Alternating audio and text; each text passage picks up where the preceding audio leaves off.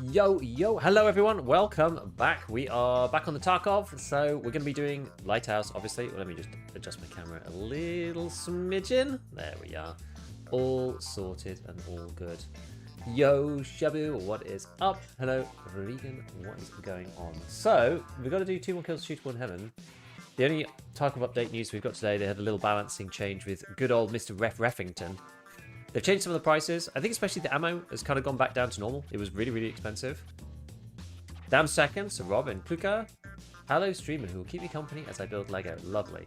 And an ad break. God damn it. Still Lighthouse. Oh my god, it could be the breaking of you. Well, in fairness, the last time that I played on Tarkov on Lighthouse was... Did I play a session on Monday? Can't remember. I've only done 2 recently because I didn't play the weekend, and then yesterday I played Ark. So I've kind of been taking time, you know? I'm taking my time. Yo, Average, what's up, dude? I'm doing alright. I'm doing alright. Yes, we've still got 2 of these to go. But yeah, anyway, so Ref has had an update. Prices of stuff is a bit lower on Ref now, and it's mainly the ammo that they've really reduced again. A lot of these prices went up in the hardcore white because it was clearly imbalanced, and it's still But things like, you know, you can get M80 for 13 GP a pack, stuff like that. But I still think it's I never buy anything from Ref here, like consumables, because I feel like why would you when you can buy sort of semi-permanent upgrades like this at level 4.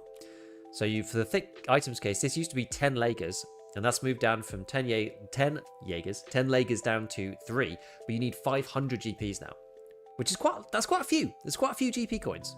Not gonna lie, it's quite a few. I don't know whether, I think 3 and 500 is probably still better than 10 and 0, which is what it was before. I already bought one of these, by the way, on the old deal, like the 10 Lagers. So I've got this one here, which I purchased using 10 Lager medals.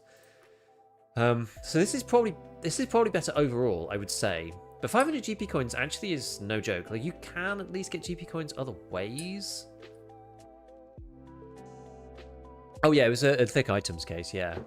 But this is a significant decrease in cost. 3 Lagers, it means you can kind of get... You could probably get... you get a Lager for each weekly, so you can get basically a thick items case at least once a week, I would think. It's funny that I have 500 GP coins, actually. I'm surprised I've got so many. I don't usually keep lots over here. Oh, it must have been from the drops. It must have been from the drops. So I've got, 100, 200, 300, 400, 500, 600, 700, 736. And I've got about 600 over on the... in arena as well, so that's 2 thick items cases worth. So I could still, I'm just going to buy as many of these as I can this way. I can buy this thing, the cool Karund in Kamish, which I quite like the look of. Quite like some of these items. I do have all the battle pass items now, which is pretty neat. Apparently they made the Radian's weapon a bit more expensive. It was on, so this was really cheap and the other ones were really expensive. So the Model 1 is now 65 GP coins, which is honestly pretty inexpensive.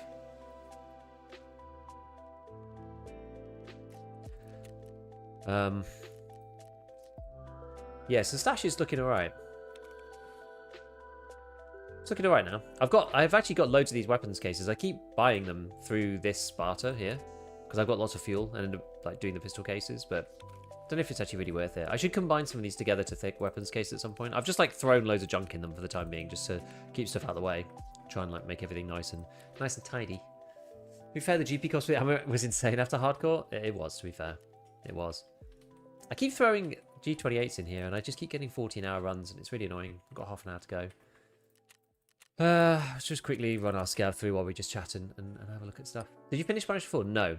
So Punisher 4 is kind of being gate kept behind ShooterBorn. So I've got 2 kills for ShooterBorn and 3 kills for Punisher 4. And because now I'm just taking a Balti, it's very unlikely I'll get Punisher 4 done otherwise. Have you experienced the disappearing hotbar when selecting mags or grenades? I have. That happens quite a lot, actually. It happens more to me, because I don't do that much grenade selection, but it happens more when I'm picking body parts in the heel. That's usually what happens to me. Smartphone BSU increased daily logins for the GPs as opposed to weekly for the Lager. I could see that.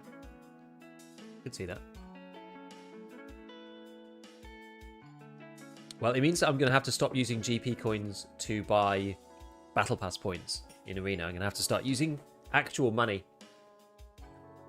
I'm not really churning enough cash to be able to spend the 2.5 mil every day. I think it is. It's a lot, actually. You'd have to play quite a lot of arena and or quite a lot of the base game to get enough money. It's always when I press grenade without actually having any nades. And a fix I found when restarting it. Yeah, like it's the health one for me. Like I tried to hold the button and then scroll and then it just disappears and you can't see which body part. It's really annoying. Yo, so good. Hey, welcome, welcome.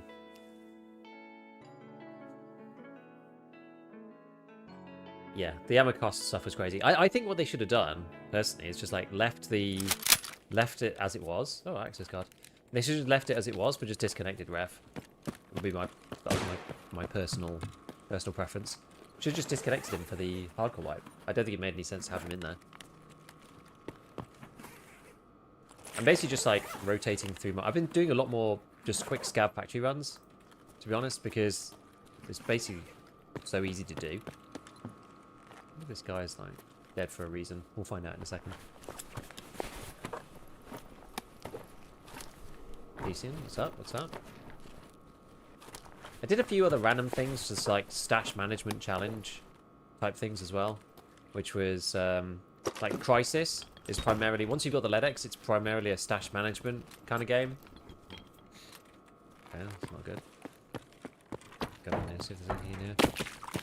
Because you have to craft, or well, you have to give in a load of pile of meds, and that's mainly just a crafting exercise. So I did that, and the other part of it is the defibs again, which can be crafted. So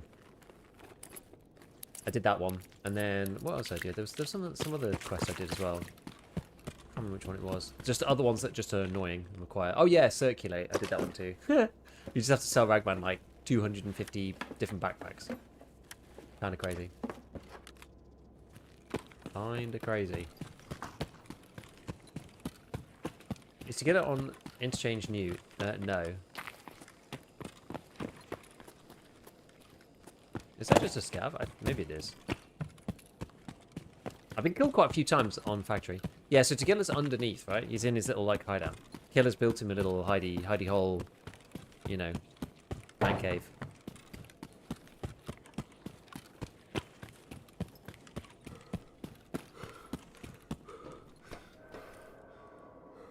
Yeah, I've not been to visit him down there much. Apparently lots of people do go to find him down there.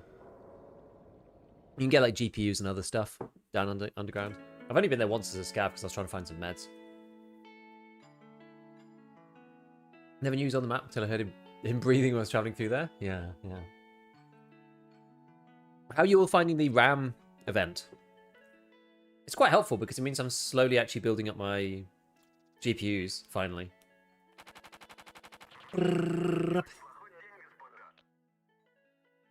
Love it. Because he's 4 RAM barter for GPUs. And the RAMs have basically just stabilized around the GPU price, but I can't buy them until level 4.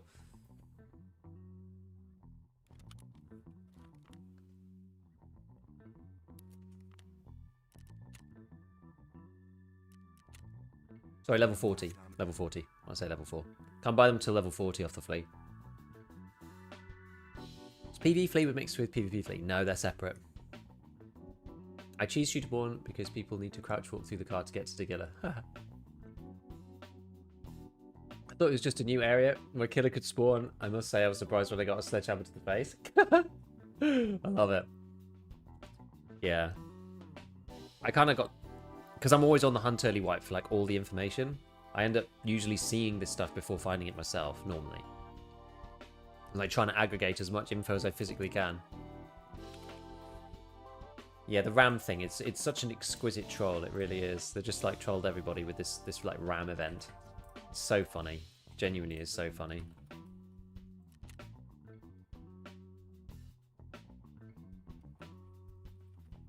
Where's the stock? Oh, we took it off. Because as somebody pointed out to me, we could probably go and have a look actually. I didn't do the math myself, but if we go on to DB for Tarkov, I think there's technically no point. There's nothing in Tarkov which is like stock related, if that makes sense. Why doesn't that go on? Go away. So you have like any old pistol grip, doesn't really matter. We'll just put this one on for now.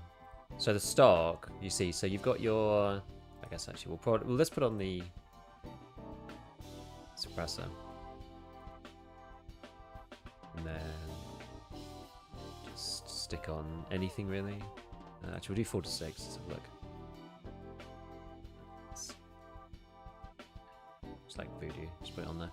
So that actually sits within the overswing threshold. But yeah, the stock, I don't think it necessarily, I don't know if it changes very much. It actually makes the Evo ergo delta negative, like negative compared to what it was before. Because you've got 12 ergo, but it's got 1.04 kilograms. So that's actually a lot. So you're actually better off without the stock. And there's no mechanism in Tarkov for like stock versus stockless. So bolties fire just the same as they do with no stock as they do with the stock. So it actually makes no difference. You basically end up just like running around with a huge pistol, which is quite funny. She's just yeah, pretty crazy. Ever played Souls games? I actually just haven't. I need to play Elden Ring. That's the one that's on my list. I've got so many games on my list. Look at this, look. So it's completely fine. It's totally normal. It's totally normal. Don't worry about it. Don't worry about the SV98 pistols. Not really, can't hurt you. Yeah. So the ergo and the weight offset each other, and then you're carrying around a lighter rifle as well, which is quite nice. So then your overweight is lower. So there's like a few advantages and no real disadvantage, which is kind of mad actually that it's like that. But anyway, and to watch Gigby for Gunsmith Part 20. That one's actually gone out. I'm up to... Did I put out 21? I need to see, because you start running into... Yeah, I don't think I'm the right level. I did 21, I put that out. And then I need part 22. You need to be level 39, so I don't actually have the right level for Gunsmith Part 22 yet. I've like run into the back of the level cap, which is kind of crazy. I saw you won an unheard edition on their post. I did, yeah. I did. Haven't decided exactly what I'm going to do with it yet. That's like genuinely hilarious. Can't believe I won an unheard edition. Of all things as well. Of all the things to win an unheard edition, it's like actually nuts. Okay, so as I was saying, so we've got to do ShooterBorn. We've got 2 more kills left. 2 more, and that's it. We're basically done for this thing. I do have to do all of Tarkov Shooter. So I've got this thing, the bolt-action rifle scavs thing on customs. So I probably should have just tried to get through this first before doing this. But I mean, we'll finish off. We'll finish off Lighthouse because there's really no point in not doing it at this point, because I'm not going to get like 5 kills or whatever on Lighthouse. It doesn't really matter. We'll just get it done and then move everything else. You should have done it ages ago. I should have, yeah.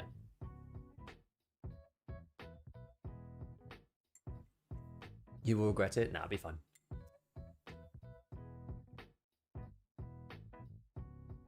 Destroy the code. Elden Ring is the one to play. Yeah, that's what I've heard. I don't think I'm going to go back and go play the other Dark Souls games in general. Just that they seem, I don't know. I'm just not in the zone for it, I don't think. Is Ergo and Suppressor the reason you're not going for MXLR ShooterBorn? So I use the MXLR on every other map. On every other map. And I just feel like on Lighthouse, being suppressed and being able to hit those like slightly longer shots, and also having the sound mitigation a little bit, probably outweighs the rate of fire, I think. I've tried everything basically, so I mean I'm in my SV98 zone right now with Lighthouse. As you can see, I've had 3 kills over like I don't even know. Yeah, say this is a lesson learned the hard way. Shoot a 7 up at the same time as shoot 1 in heaven. Notice the suppressor on Lighthouse tends to be as loud, so be careful. Well, the suppressor doesn't really help anymore. To be honest, nothing really helps. It doesn't really matter. I'm more inclined to take careful shots if I use the bolty, so. You'll be a bolty main next. I doubt it. I mean, I enjoyed the Marlin. What's the ergo on this thing? 18, but it should be more like 30 something, because this is what we were just talking about. We've like snatched the weight off for the stock, which has a negative impact on the ergo, but overall the gun actually performs slightly better. Morning, Stephen. What is up, dude? Giggest of beef. You complete ShooterBorn in heaven before Shooter 7, that's just an extra mouse worth of ShooterBorns for no reason. Yeah, kind of. I've still got to do Psycho Sniper though, so that's going to take me a while as well.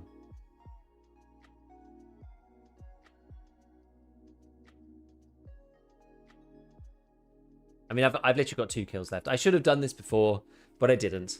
So here we are. You know, here we are. I still do Psycho Sniper? Yeah. I'm waiting for an opportunity to finish ShooterBorn from the Lighthouse Island. Nice. That's a long shot. I find a lot of the time the issue is people just tend to not really stand still. You've got to find like the right opportunity on the right player who's like stood still at the right time so you can actually get the kill. It's like hard. Last real quest for Kappa. My usual strat of woods doesn't work because of the snow. Is that where you normally do Psycho Sniper? Do you do that thing where you get like a kill or 2 on factory and then go to another map?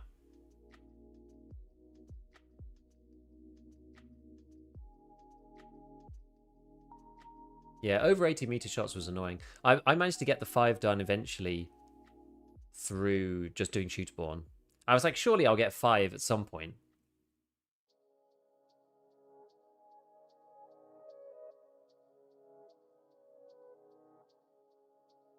And that was true in the end. Done it on Ground Zero previously, but people seem to have learnt the map now. I had a relatively easy time doing Ground Zero ShooterBorn, so I can sort of see it. The thing is, not really without dying, though, is the problem. Yo, Psychosis, what's up, dude? Watch video for squats at a time. This wipe, at least. I was like pummeling out the content at the start, and then I kind of had to slow down a bit. A tech question. Problem running EFT and Chrome at the same time. Yeah, Chrome uses a lot of RAM. Benefit to upgrading from 32 to 64. 29 out of 30 utilization. So, like, there's a reason I don't use Chrome when I'm streaming. I use a different browser.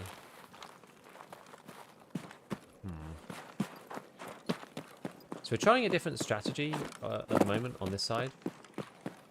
Because I find that, like, I've just not seen anybody at Southern Road. They've just not been...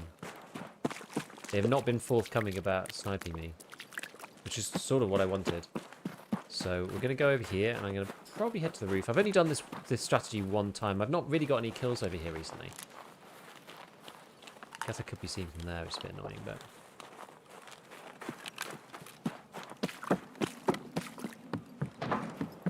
Let's see how it goes.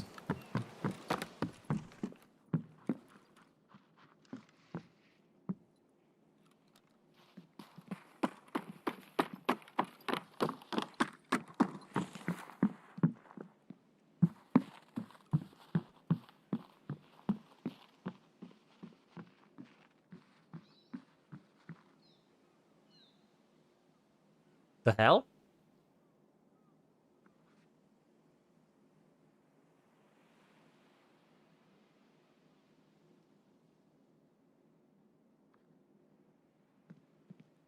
He must have heard me, right?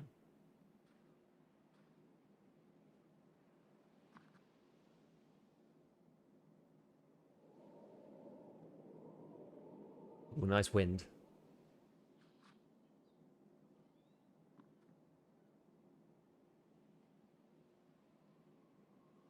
It could be a scav. It's actually a scav.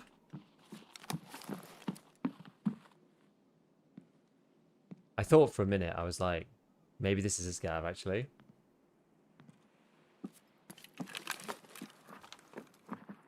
We could just leave him down there to bait people, maybe.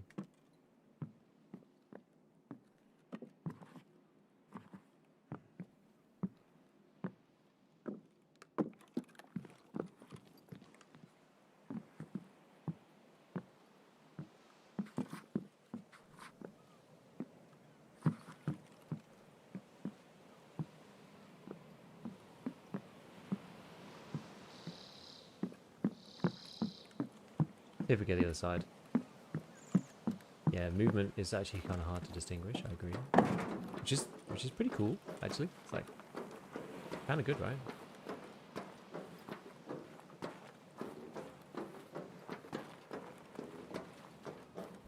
I feel like there's very little action these days along this shore.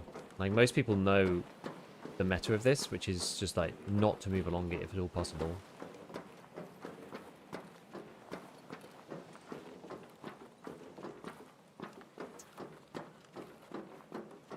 I just think like there's very little action. I think we just try to go round to. Oh, we got to ask about the stock. Yeah, so the stock is next level. I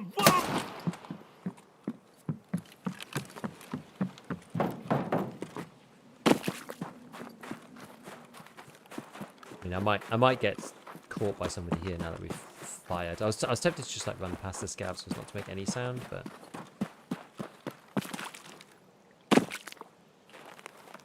Yeah, basically there's no point in having the stock on the SV98, and there never has been, because it weighs a kilogram, which is actually way too much for the ergo that it gives.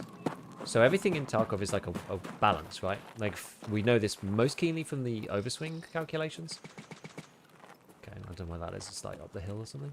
Yeah, so from the overswing calculations, you have this interplay between weight and ergo, right? So like 2 high weight and 2 lower ergo and you get overswing. But that means that every individual part is kind of sort of subject to that as well.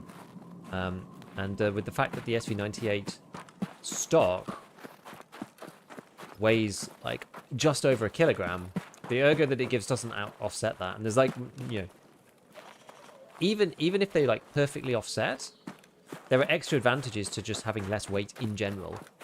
So the Southern Road guy could still be around here. Could just be camping or something. Or like waiting in these bushes, or I don't know. Or up here. Could be anywhere really. Yeah, so there's like obviously additional advantages to like having lower weight outside of the weapon modding stats and capabilities, such as being able to run a heavier kit without going overweight, or being able to loot more stuff without going overweight, etc, etc. So like when you look at the stats, actually the stock is just detrimental. It affects the overswing tendencies more than the ergo that it gives back. So you're kind of better off just not running one at all. And then obviously you have a lighter kit just by default. So there's not really any disadvantage. There's no mechanic in the game that makes it worse, like makes shooting worse for having no stock. That's not built into the game in any particular way. See, the problem with this is that this suppressed M1A guy is like 250 meters away. I don't know whether it's worth going over and trying to fight him. I don't know. He's just going to be hidden somewhere, I feel. Like, it's probably over in the chalet. It's going to be very difficult for me to find him. I think we just reset and try again. It's kind of at the edge of hearing. It's like 200, 250 meters away. So over by chalets, I can't be bothered.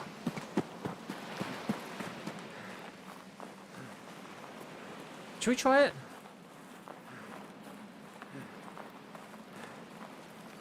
We can, let's try it. Go on then, let's try it. To hell with it, let's try it.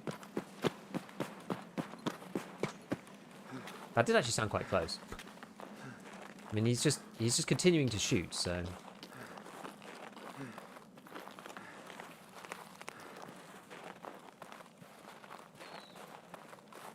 If he carries on shooting, we'll give it a try. If he doesn't, if he stops, then we'll just leave.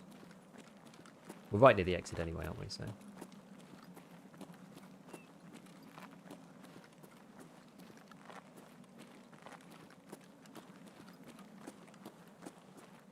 At this point, I'm not bothered about losing kits. I'm bothered about primarily wasting time more than anything else.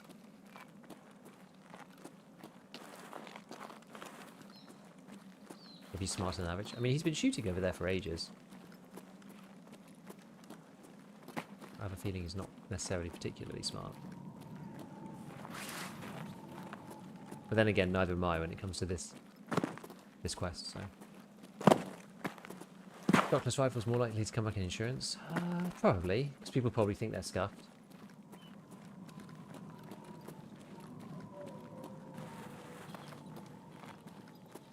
Or there's something wrong with them, or I don't know. Now, where would this guy be?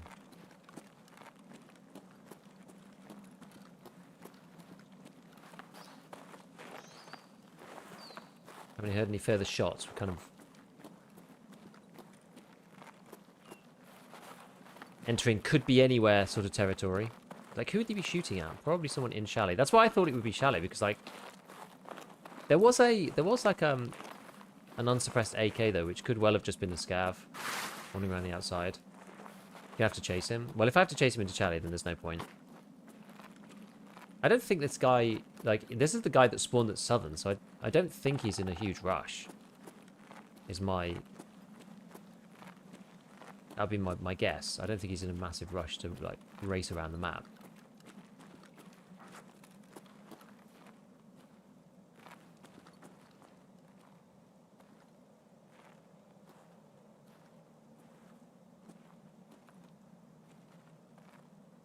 Just on the off chance, you never know.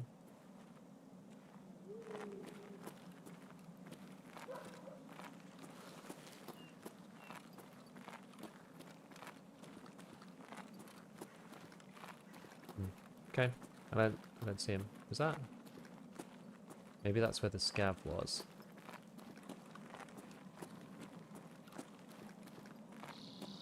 Could be on the ridge, I suppose.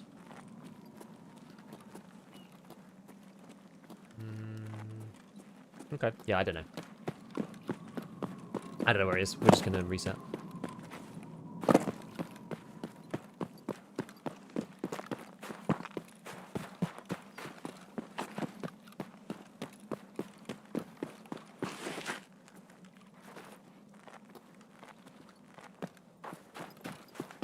Hey, Don Lazy, what is up, man? Welcome back. Yeah, I feel like genuinely my issue is not resetting soon enough. So I always am trying to like lean towards a tendency to reset sooner rather than later, because typically that's what will happen. I will do a thing and then I will go somewhere and I'll go, hey, should we just stay for a bit? And then I either just like run into somebody because they're just stationary, or I just don't see anyone. I need to change my resolution back up as well. I just thought, look, if the guy's there and they continue to fire and then we can sort of zero in on them a bit, then maybe we'll take that opportunity. But if not, then we'll just go. Yo, Rusty. Yeah, I changed back over just in case for performance issues. I changed back over to 4040p. So I'm gonna switch my monitor res back to one of the DLDSR monitor reses. I'll do it in a second. Beauty of having a stream PC is you can just like swap reses randomly, and then it sort of goes for a second, and then everything just works. Like doing this used to just explode OBS.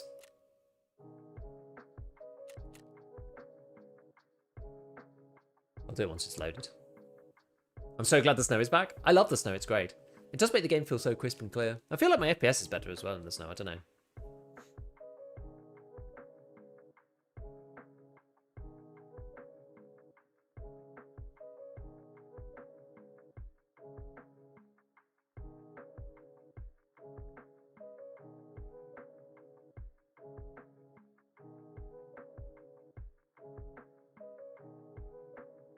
I updated my chipset driver the other day. I don't think they update on their own. I went through and just like checked stuff because I was just feeling like, I think it's mainly spurious claims online. People make spurious claims about their performance, like, oh, I have a 5800 X3D and a 4070, you know, or 4060 whatever, and I can run streets at 150 FPS everywhere. And I think it's just like, I just think it's just bullshit. But I was like, well, I'm just gonna check. There we go. I'm just gonna check just to make sure everything is like set up properly. And it seems to be. I've got XMP on. You know, the only thing, like my BIOS is a little old, but not super old, and there doesn't seem to be anything critical for like a 5800 X3D chip. So I didn't update that. I updated the BIOS. I didn't change that, and then but I did do my chipset drivers.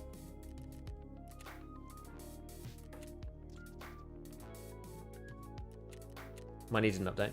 I mean, mine needed an update from when I very first had it. What we'll do is we'll go through here quickly because you need to be out of the game to collect the cultist circle. So we'll do this and then we'll go and collect our cultist circle stuff and restart it off. Yo, Various, watch you guys on YouTube. No worries, dude. My first wipe when we bought the game was when they first added snow. So for me, it's a weird mini nostalgic feelings. What Tarkov looked like the first time I played. Oh, that's awesome, actually. That's very cool.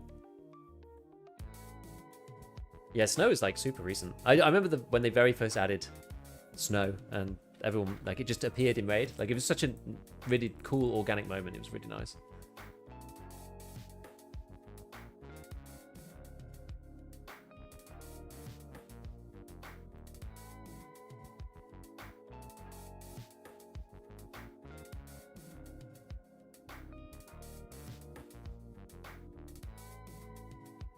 Yeah, Streets is all about CPU.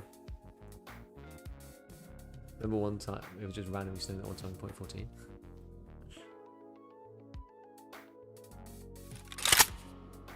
Okay, let's just cycle through here. Oh, we're actually not got anything. We've got the cowboy hat.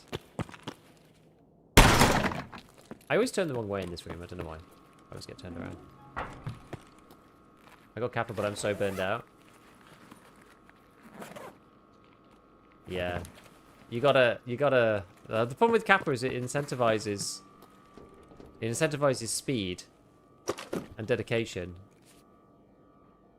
Oh, there was somebody there. It incentivizes speed and dedication, but that's not really conducive to, like, enjoying the game a lot of the time. Is the problem. Yeah, best wipe ever, I'm just so tired. Yeah. Yeah, I feel that, I did a lot at the beginning of the wipe, and I've, like, slowed down considerably. Like I usually do, to be fair, because I have to focus more on the YouTube guides and stuff, because there's less organic content that just comes out of playing. Because at the beginning of the wipe, content just appears out of literally just playing the game, because we're all discovering new stuff. Whereas, like, now, you know, people have finished, they've extracted out of terminal, and, like, we kind of, like, the wipe is sort of, like, mapped out. Like, we know all the new items, you know, that kind of thing. So, it's, you know, making the videos is a bit more of a slower pace now.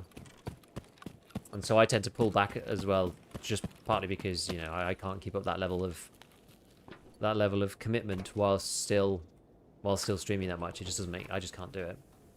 Also puts a lot of pressure on my family too, actually. My wife basically has to pick up a lot of slack while I'm, like, full-time streaming during the wipe, so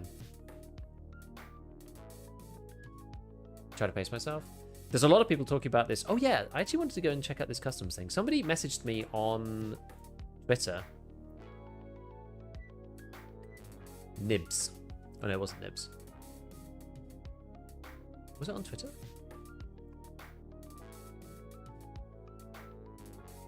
It was somewhere else. Where did they message? Someone sent me a message.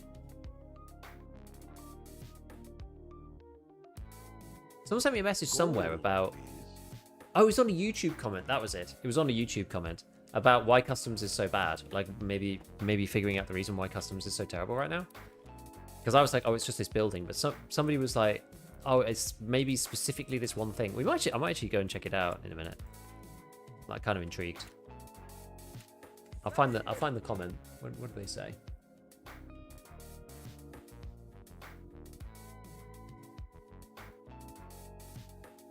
Comments, where is it?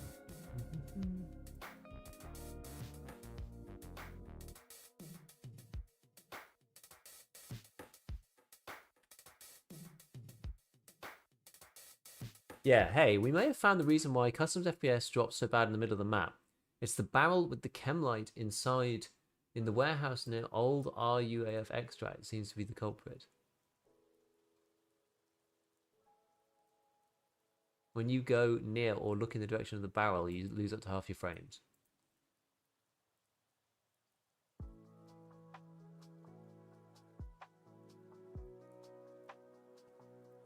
I'm kind of tempted just to have a quick look, now that I'm thinking about it. Let's just quickly sprint over and have a look. Goalless and Caprits to escape. I want to do... Well, I want to do both, so... Forget Kappa, I'm glad he capturing outpost so I can shoot HP6. There is a singular barrel. Is this known information? At what point in the raid does scav spawn? Some spawn at the start, and then they spawn periodically throughout. I don't know exactly on what rhythm, but they definitely spawn, you know, periodically throughout the raid. I think it depends on whether people are nearby or not, as well.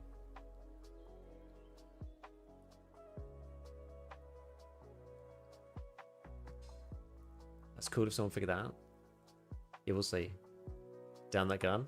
Yeah, the SV98 pistol. Have you seen any cultists as 1.0? I don't play Knight, so I haven't seen any cultists. I never see cultists. I know that a lot of people are looking for cultists because you need them for some part of the story or something. I'm just joking about the comment suggesting that a singular barrel is the culprit of bad FPS. Well, that's kind of the implication of what they said. I wouldn't be surprised.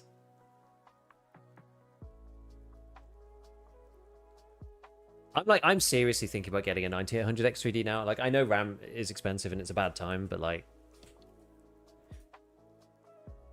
I'm seriously considering it at this point.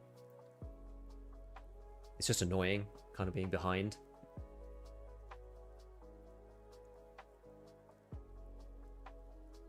Yeah, the chem light in the back. I mean, whatever it is. So what are they saying? So the warehouse near old RUAF extract.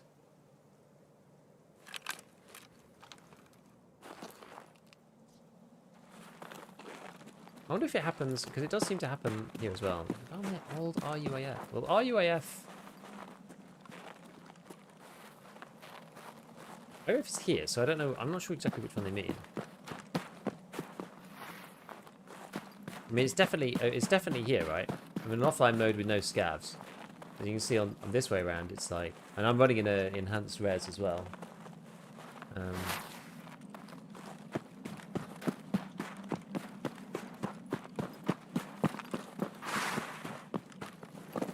Rebuilds. Then you need to use the GPU that they're going to supply, you know? Wrong way. But it has to be here. It's this. It is this. It has to be, right? There's no way it isn't this building. There's no way it isn't this building. I just want to see, like... We know it's that building. It doesn't seem to happen inside, though. It does get cold. Maybe it's on the outside?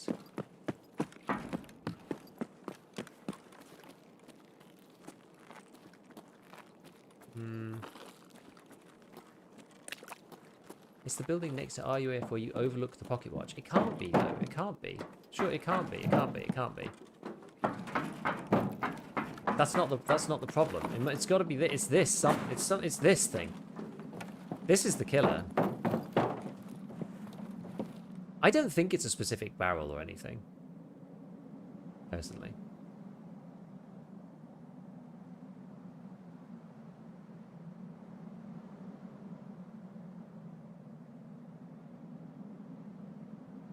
I saw the chem light barrel there too, but it can't be that, right? Look, so you get 110 FPS looking vertically, and looking this way, you get like 45. It's just this like craziness of whatever geometry they've got going on here.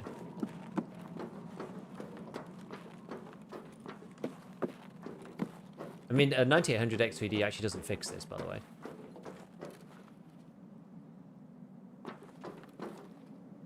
You looking at old gas too? No, look, it doesn't matter which way I'm looking. It's this building. Like, as a lot of people have said to me, like they're on 9800 X3Ds, whatever, and they get like 50 FPS, 60 FPS looking at this thing. It's this building in total that's the killer.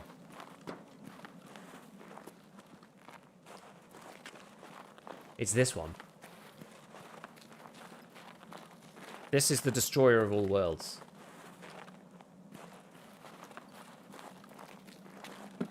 So you basically have to fight away from this building. Like if you fight away...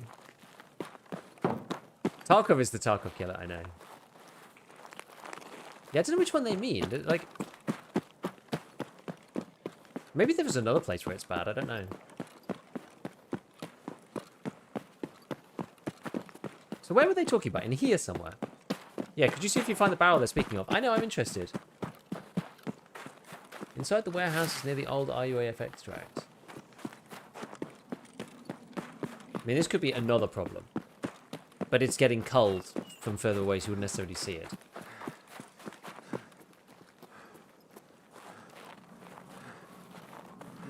Is it this one or this one, guys? I don't know. Warehouse 17, based on the description? That's this one, right? Yeah, it sounds more like it's going to be this thing. Who knows where, though? Oh. Didn't actually realise you could do that. Oh, first one? Not this one.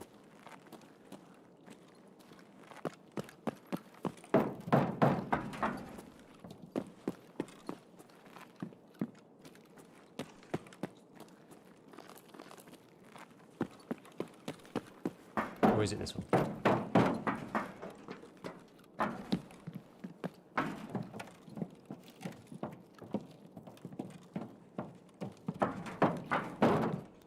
This one.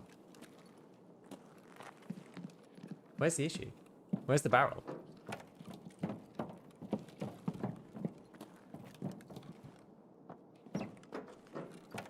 This thing? I don't think it's this. I don't think it's this. What are we looking for? We were looking for like the FPS killer. I don't think it's this. I think people are misattributing it to this. Like this, the funny thing about this guy is that you can almost see a similar problem. Like this looks a little bit like the geometry around the other area, right?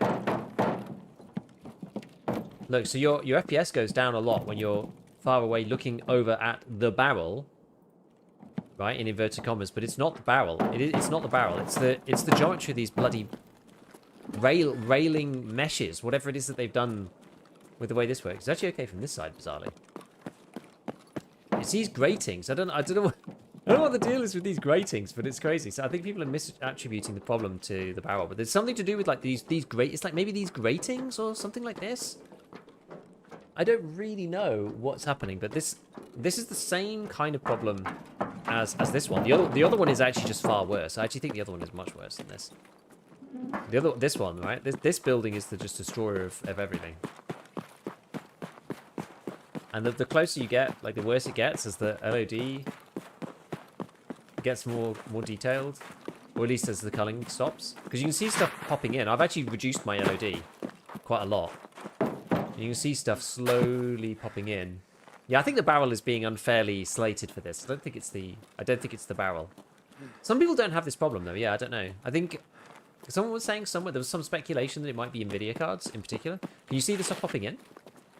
So like here, for example, like the little detailing on this, the level of detail that I've got actually stops these things from rendering. So as you move in, you can see them pop in. And this is to try and mitigate some of the issues that this is producing. But, you know, when you're close enough, it all loads regardless. You can see parts of it snapping in.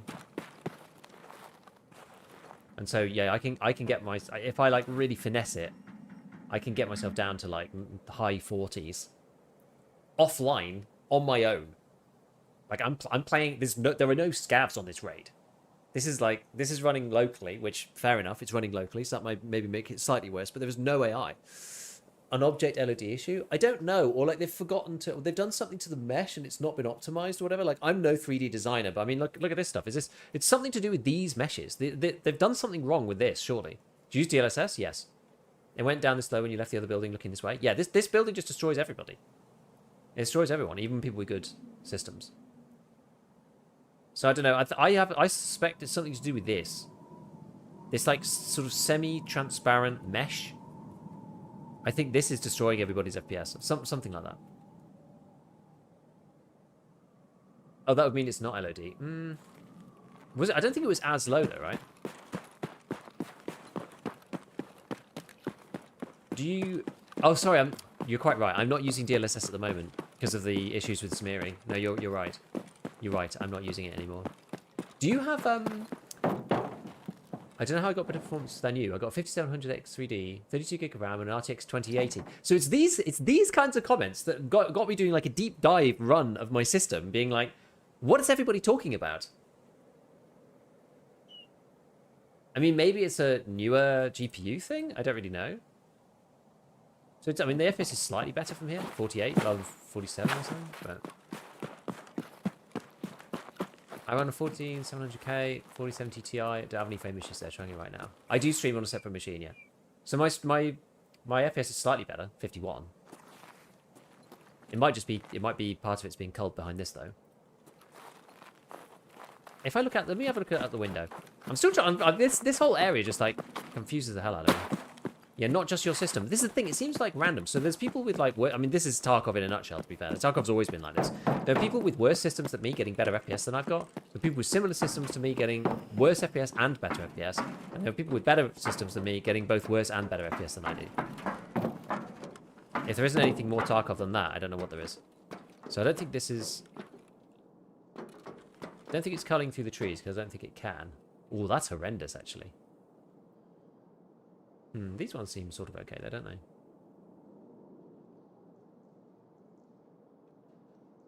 This is actually probably worse being stood in here.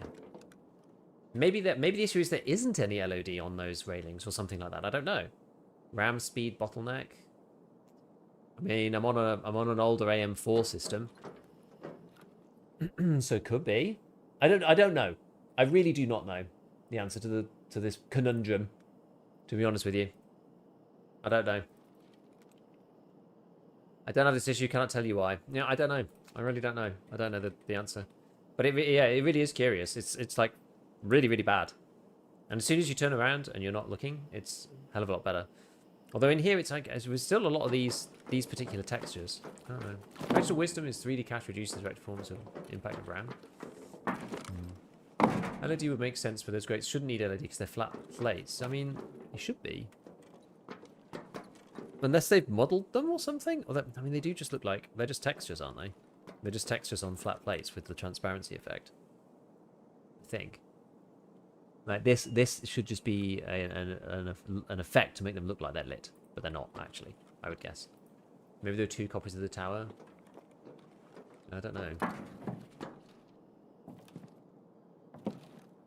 Yeah, flat with texture maps. That's what you would think. Does the use physical cores option make a difference? I don't think so. Not as far as I'm aware. We can try it though. But this has become a tech stream. Anything to avoid doing ShooterBorn in heaven. I've never really used the only use physical cores. I've never really tried it much. In the past when I've tried it, it was worse. So yeah, it makes like no difference at all.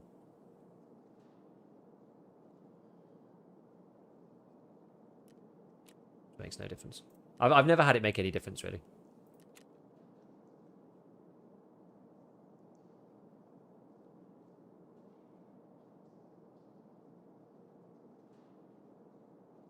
Do you use performance recommended settings than what Clem suggested? I'm running what Clem suggested for some of these things, yeah, because I was like, I just need to get the FPS to be better on these things. So I'm running like low LOD quality now, which I never used to run this low. I used to run it up here, like this kind of thing. But I'm running it all the way down here now. Borderless, so that's not a problem. I'm using TAA because DLSS isn't working. I don't know, it's very confusing. Back to Paolo, thank you for the 5 gifted. Sometimes these things are a reflex problem. Like, you know, I mean, the thing is, there's not a quick fix. Otherwise, somebody would have said somewhere about it.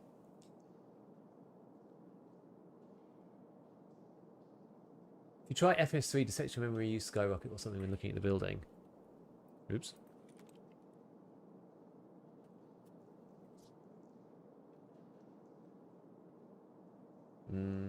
Where does it tell you that?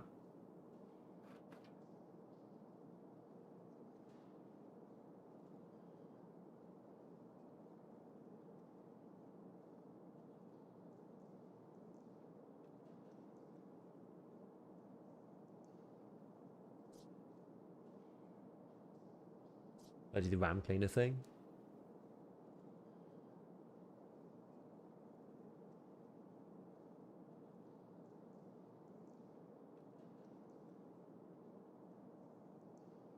What resolution do you play on? Oh, I play on 4040p, but I can change that down as well. I was running DLDSR.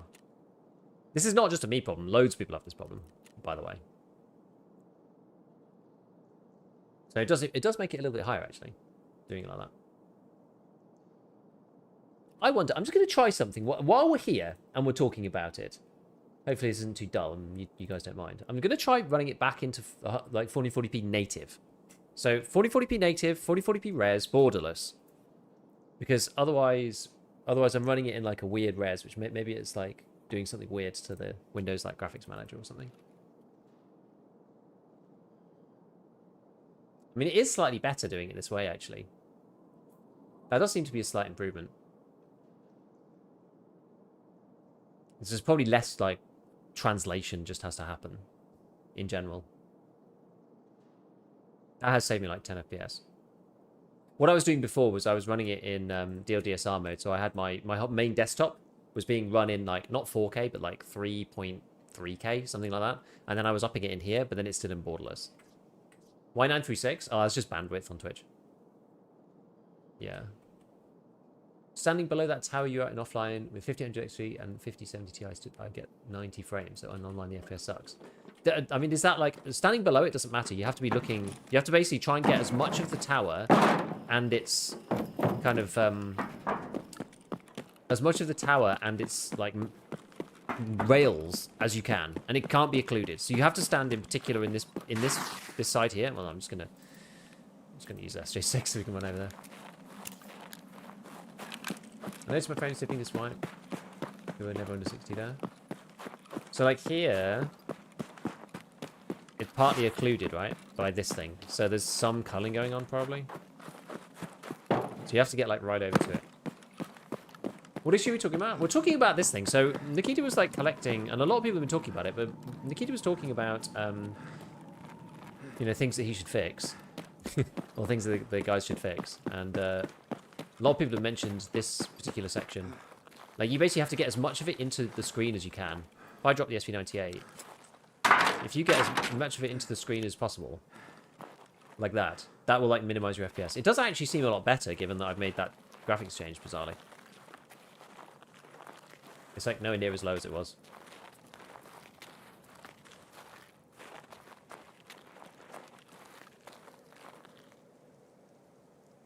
Which is interesting. That is interesting, actually. Because when you're in a... Well, the render time, I don't think you should take too much...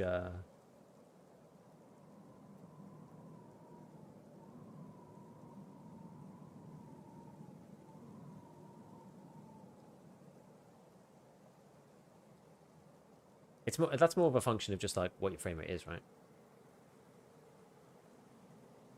I'm on native resolution on my monitor. I'm just intrigued what happens if from here. Well, what if you turn DLSS on from here? I'm not actually bothered doing this kind of testing. I probably should have. I probably should have done this before. I know DLSS is broken, but so we'll just try it and see what happens. Yeah, so DLSS doesn't make any difference, which is why I'm pretty sure it's a CPU problem or something. It's not. It doesn't necessarily mean it's CPU, but it means it's not. It means it's probably not GPU, because we're like lightening up the load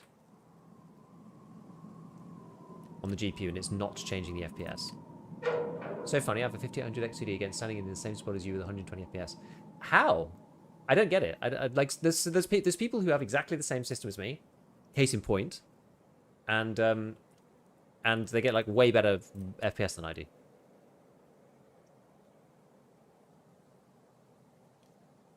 And I never have really understood it. And I don't know whether it's just a Tarkovism. Is your RAM clocked properly? I think so. I went to have a look and it seemed all okay. Yeah, it's 50-50. I know. CPU is in the render pipeline still. I mean, that's getting to the point where, like, I'm not sure anymore.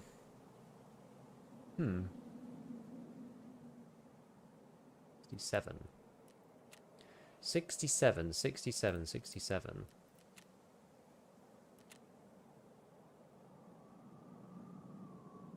64. What if I just turn AA off? For a minute.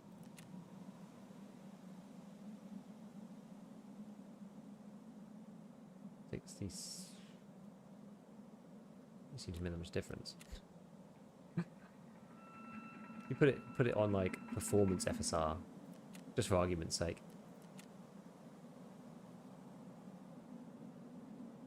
It does seem to be like performance like FSR does seem to be slightly better than having anti-aliasing off, which is like really weird. I guess it makes sense because anti-aliasing off is still rendering in like a relatively high. Yeah, I have HBAO off. Yeah. Did you try it without TAA? I just tried it then. Yeah. I mean, you could try FXAA, just see what that does.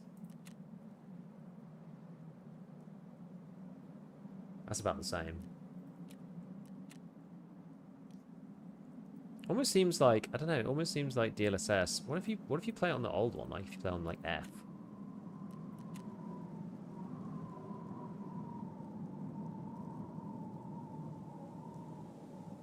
Really, like you can see how garbly it is though.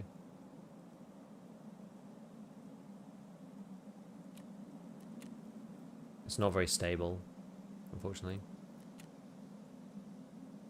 Maybe it's anisotropic filtering. I mean, we are talking about flat textures. So this does textures. This makes textures look better when they're looked at an angle. That doesn't seem to make any difference. Makes no difference. It was worth a shot. Just turn reflex off. See what that does.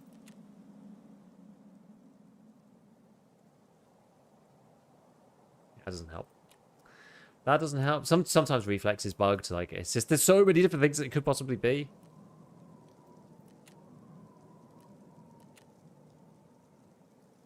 I could join off that. Well, I know with the 9800 XVD, it's just going to be good. I think. You try flipping some settings. Yeah, this is the thing. It just doesn't seem to be making any difference. Yeah, Stranger, it's clearly render time that's chugging it, but none of the graphic settings change anything about the FPS. Post effects. Could have a look at that. Post effects usually doesn't make any difference whatsoever. You can visualize it. So that's with no post effects. Makes the game look like absolute ass. And that's with post effects. So it costs me like 2 frames.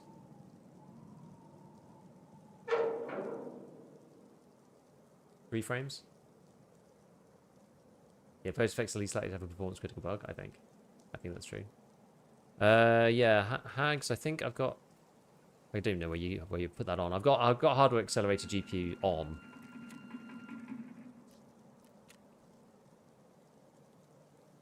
That looks really bad. What have we got this on now? It was on DLSS. Which is kind of nuts, actually.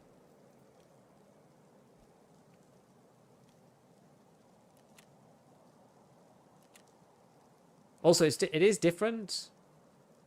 It is different when you're on...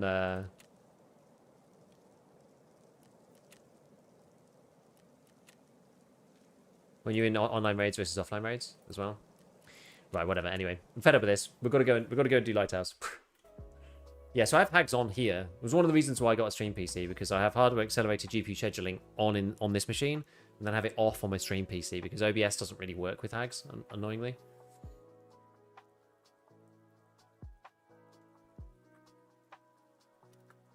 Yeah, we got super sidetracked. You had 80 FPS there for a second? It's probably because I moved my mouse. Like, I was looking at the worst possible spot. Yeah, FOV does also affect frames, but I don't see how it would change if you're right in front of the towers. The funny thing about FOV, so apparently in EFT, and this is what Clem found out, was it making your FOV wider gives you better frames in Tarkov, weirdly. But in front of the tower, it gives you worse frames because more of the tower is on screen. Yeah, what if you crank everything up? Does it even matter? Nothing really changes. Like if I do, you know, if I push my res up to 4K and then I, you know, that does bottleneck me at the GPU level. So,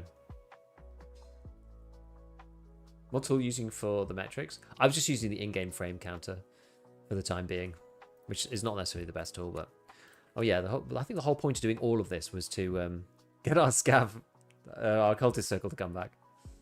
Probably an asset level issue? Probably. I think it must be those... There's something to do with the way that they've... It's either the railings or... It's something to do with that particular geometry around that area. What's this here? A yellow card. Nice. Nice.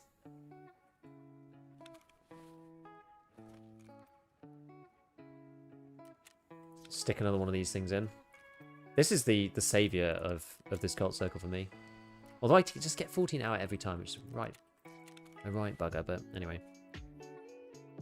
It is what it is. Right, we've got to go back to Lighthouse. Let's do it. Yeah, it's I don't know, my friends, it's annoying. So this is the thing. As most people have said, the fix is to get a 9800 X3D. But I don't think that even necessarily helps actually with this. Will you try to get the good ending? I kind of want to get the good ending. Although I have seen lots of people complaining about trying to get cultists, so I don't know. I feel like completing the main storyline, though, a lot of it is just like going places and doing stuff and fighting the E part of Tarkov, not necessarily the P part. Whereas like Kappa's got a lot of like the P part, so I want to get Kappa first. And then go after the story second. Any update for Gunsmith 22? I don't have the level requirement. You need level 39. The quest isn't unlocked for me yet. Yeah, the 9950 X3D helps only so much. It's a game issue. It definitely is a game issue. 6-7 on behalf of my son. Even the 5-year-olds are saying it, honestly. It's awful. Gold, please. Zordy, thank you for the prime. Yeah, with 9800 X3D, you still notice the dips quite a lot at some locations. Like, I feel like PC gaming these days is like super cooked in many ways. Like you play lots of games that should run on, you know, my system. My system is not awful, but you have to have some kind of supercomputer to overcome the terrible performance and lack of optimization of like many games. If you want to be playing new games, you basically have to have a NAS computer like just all the time. It's really annoying.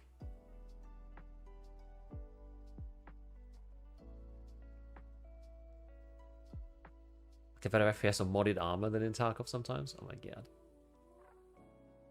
Tarkov's by far the most CPU dependent game I've ever played. Going from mid-range i5 to 5800 X literally yielded me double. Yeah, going from the 3700X to my 5800X3D doubled my frames. It was mad. Compared to an update from the 3070 to a 5080, barely gained any uplift. Yeah, it's mad. Coughs in Arc Raiders optimization. That's the thing. It's like Arc has given me like a false sense of security that I can just play with this machine for the next 2 years and not worry about it.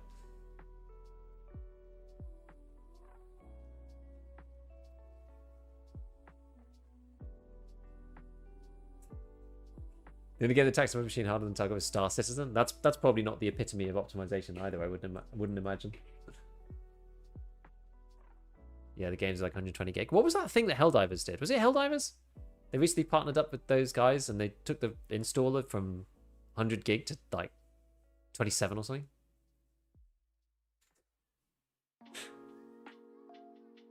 The installed size, it's insane. It's truly insane. I remember when I first I played. I'm kind of, you know, I played a lot of the old Final Fantasies, and both me and my sister both like those games. And she was like, "Oh yeah, you should play 15 because it is actually genuinely alright." And I played it on PC. When I installed that, I literally had to buy another hard drive because it was, I think when I installed it, it was 145 gig, and I was like, "Holy crap!" And when I looked back at it recently, they have decreased it a bit, but like, Jesus.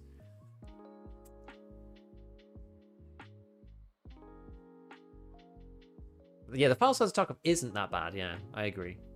I mean, the game's like 8 years old, so. Have you played E33? I haven't yet. It's another one on my list. I've got like the best game you've ever played 3 times to play: Elden Ring, Baldur's Gate 3, and Expedition. I haven't played any of them. What the heck is this build? I'm here for it. It's the SV98 pistol. Become acquainted to the new meta. You may not like it, but this is what peak performance looks like.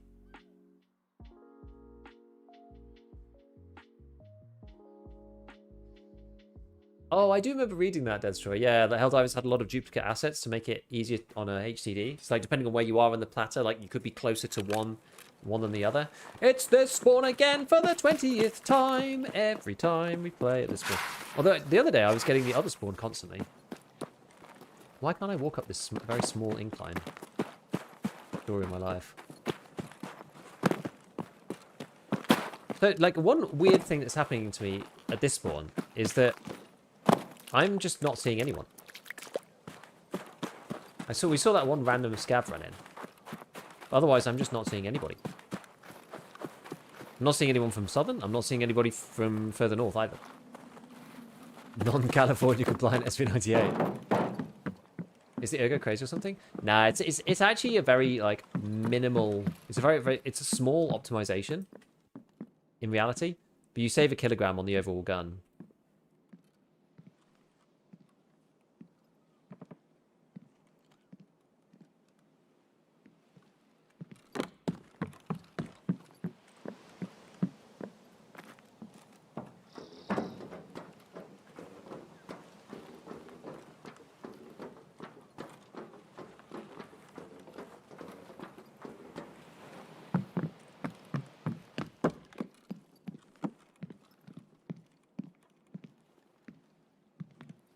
We'll see if anybody comes this side. Didn't see any. Oh, there was somebody there. Saw someone for a split second. There's probably too much foliage, honestly, for me to be able to actually see them. I don't think I'm going to be able to get a shot. I definitely saw somebody running right to left. It was like a flash, just like a little flash of a person. They could appear over here somewhere, I suppose. Way too many rocks, though. I don't think that's gonna work. I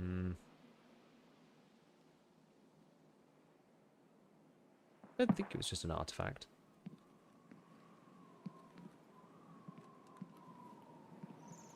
Do you still upscale with DLDSR? I've actually I've turned it off for the minute because we were testing with it off on. I love the way it looks, unfortunately.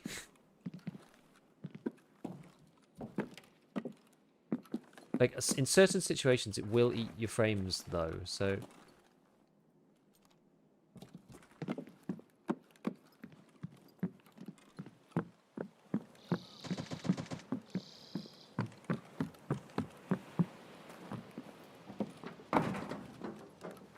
More M1A blasting.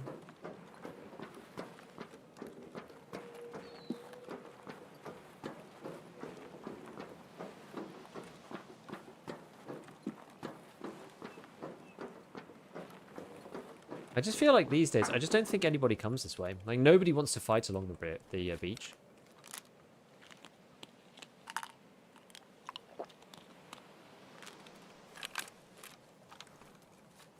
No one wants to fight along here, because you're just going to walk along into somebody's stationary and die. Hello, Giga, you seem in good spirits today. Yeah, I'm alright.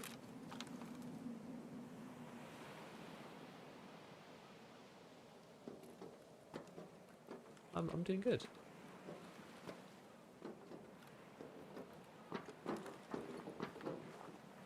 I just don't know how we're going to reasonably find anybody for this super quest. Like, the only thing I can think is to go and have a look up at the stupid rock and just see if there's anybody there, but otherwise I'm just going to get shot from one of these like hills, I think.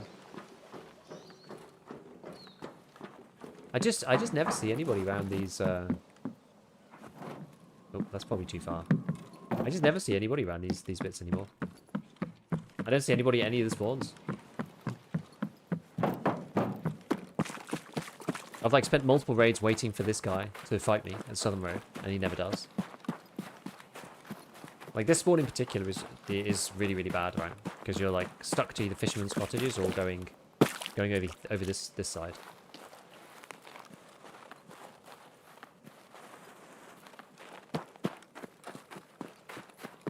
Start juggling nades for attention. I mean, it's a plausible approach.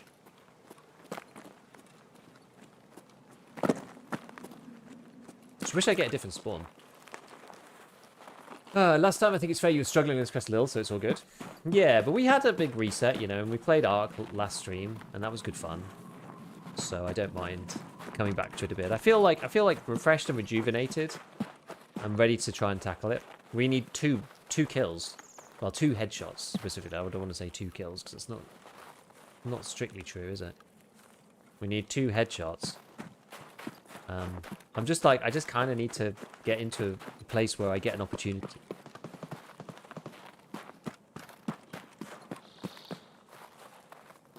thought I heard somebody then.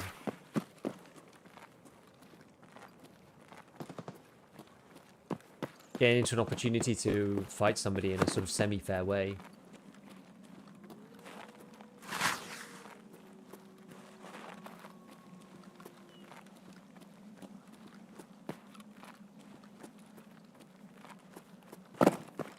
But yeah. We just keep spawning beach. We just spawn beach every time. Beach, beach, beach, beach, beach. Every time we tune in, we're back to the best map in the game. It's because it's genuinely, we're probably on, I don't even know actually. I mean, how many streams have we done on Lighthouse so far doing ShooterBorn? I mean, it probably takes me somewhere, I mean, I'm not kidding here. I'm not exaggerating. It probably takes me somewhere between 2 to 3 hours per kill.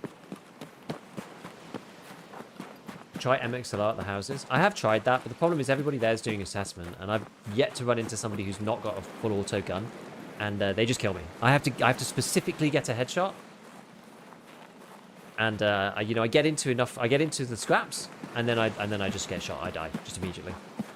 So it's really hard to win against somebody because there's a lot of people. I very rarely see anybody who's under level 30 on this map because of the $20,000 gate. So anybody who had the $20,000 to pay for the map was probably playing a lot and have probably played more since then. So most people are pretty skilled. Like I wouldn't want to fight me with an assault rifle while I've got the Marlin, if that makes sense. That's sort of just how it ends up being. So I end up just dying over and over. I did try that approach, but it just didn't really work.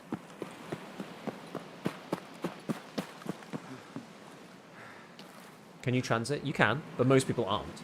It's more about, it's me versus the other players. So you could do that as a workaround, but most people just aren't doing it. Because Lighthouse is also a map that you don't really need. A lot of people don't like it, and you're not really forced to do it. So a lot of people just haven't spent the money and or won't transit to it and or just won't do the quest on there.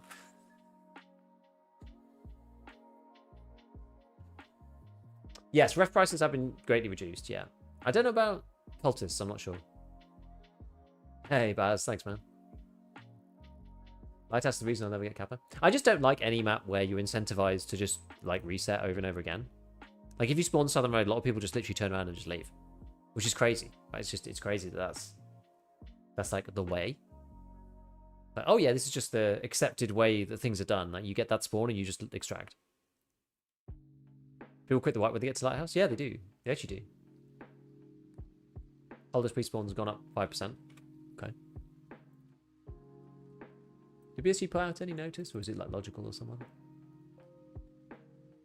Let me have a look. See if there's any other, because I know that the ref stuff got changed, but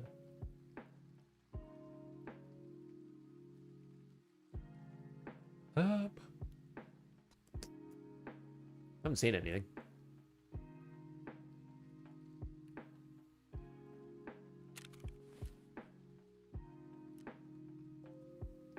I made a load of pineapple juice in the hideout so we can just take it in over and over again.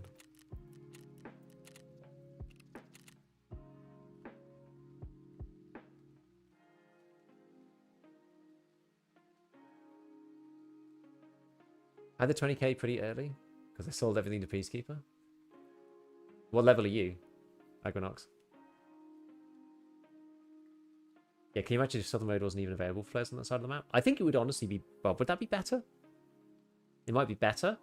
It would force people to at least play the map. Is that better? I'm not actually sure. It's one of those things where, like, from a game design perspective, Southern Road shouldn't exist if you spawn down there. Like, Northern doesn't exist if you spawn north. But from a playability perspective, we have to then remember that the map sucks.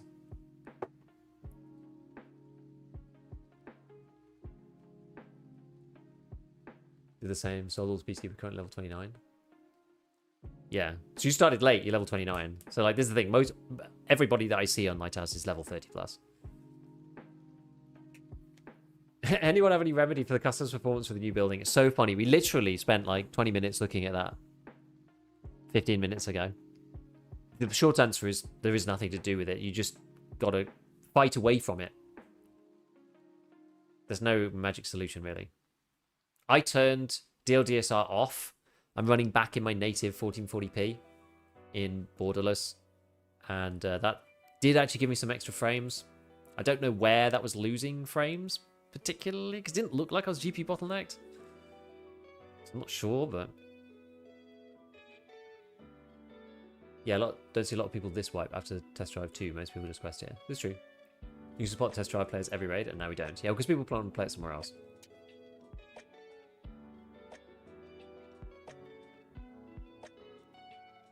Now with snow in Tarkov, I can really recommend wearing white and blue stuff. That's true. Yeah, I haven't changed over really yet. Has anybody bought the new winter clothes? The ones from the Korovod event? I might buy them. I didn't get the clothes from the Korovod event because... well, yeah, because it basically needed a squad of people to do it. Quick question, what's your survival rate? I don't know. It's about 70-ish. Probably high 60s at this point. Smooth motion. Smooth motion introduces input lag, though, if you have under 60 FPS. That is really noticeable. You can buy them now, yeah. Yeah, it's only €7, yeah. Exactly. It's pretty cheap. Pretty cheap. And there's like a lot of the events which are kind of like geared up for squads, or they're just really annoying in some way. Like Malasanito, I didn't get to finish, even though I participated, because I couldn't get all the fires lit on my own.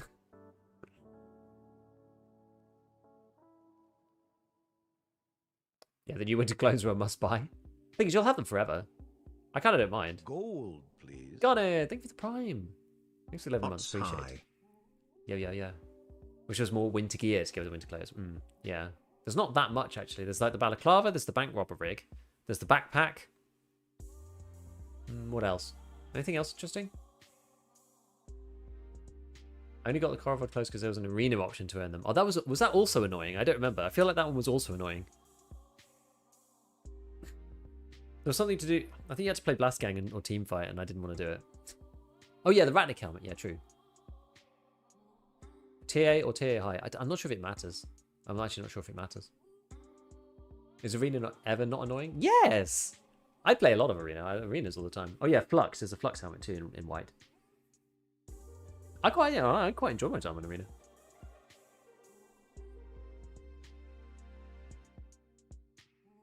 I'm using TA at the moment because of the DLSS issues with scopes. You had to get a 3 kill and win the round for the last quest. Yep, that's why I didn't do it. I've almost the same PC as you, but I have an AMD GPU. The smart access memory turned on, and the custom spot are getting over 100 FPS. And somebody was saying that it might be an NVIDIA issue, or the way that the NVIDIA cards are like processing it. I don't know.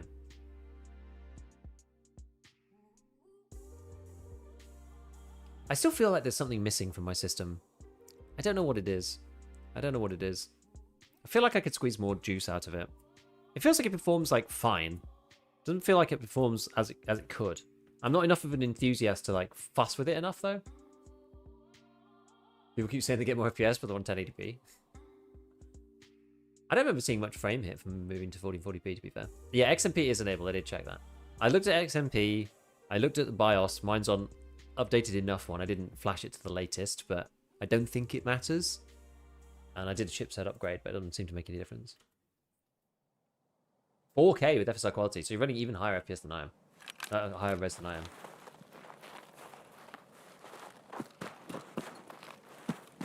This is a funny old one, isn't it?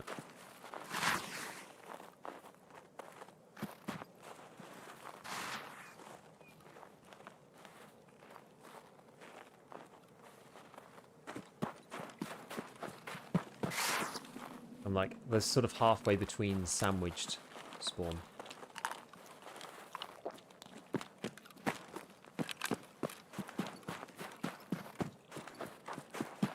We do want to just fight this person, though.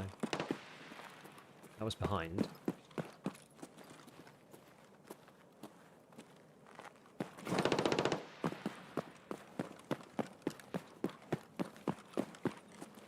Interesting. I don't want to get distracted, though, too early.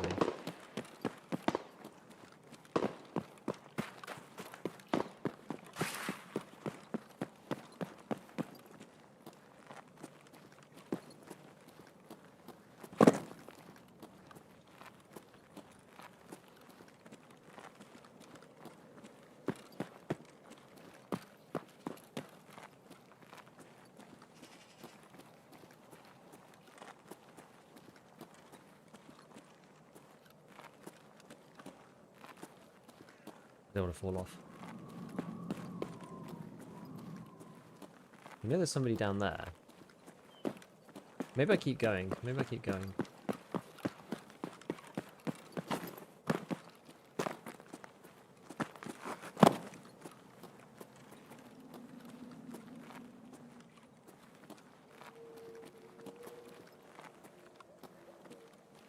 I quite like this little spot, but like people do know it. It's obviously not as exposed as the main rock, but people do know this one.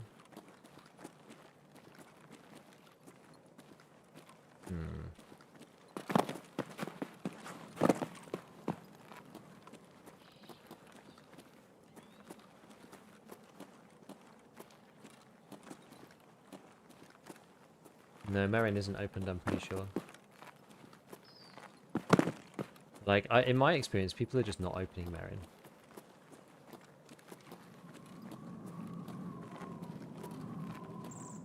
That scav? Yes. Like, I open Marion. Anytime I come past here, it's pretty much always me opening Marion. Almost always me doing it.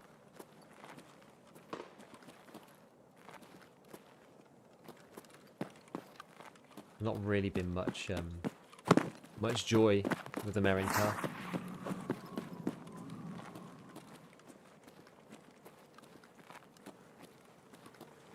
Check on that side.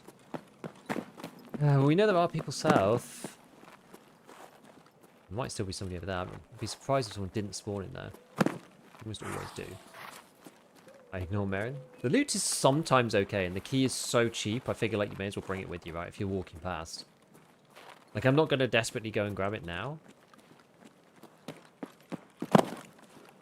Like, it's fine, but occasionally it just gives you a free roll on something good.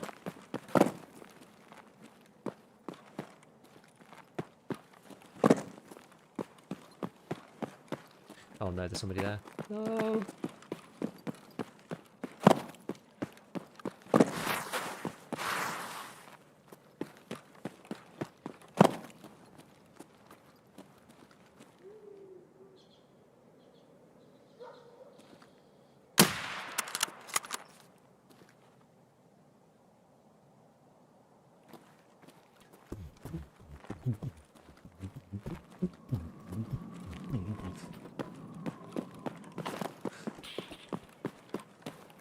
Okay. Let's not get too excited. All right. Let's not get too excited. Let's get some stamina back. Let's chill here for a minute. Chill for a sec. Chill for a sec. That was a nice shot, actually. Yeah. Drink some pineapple in celebration. Was that a headshot? And it better have be, because he died in one hit. I'm pretty sure it is. Yeah, da da da da. Make sure to include the dance in the YouTube short.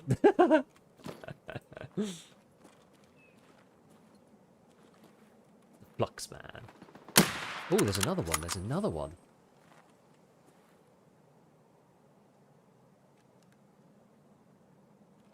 There's another one. Now where's he gonna go?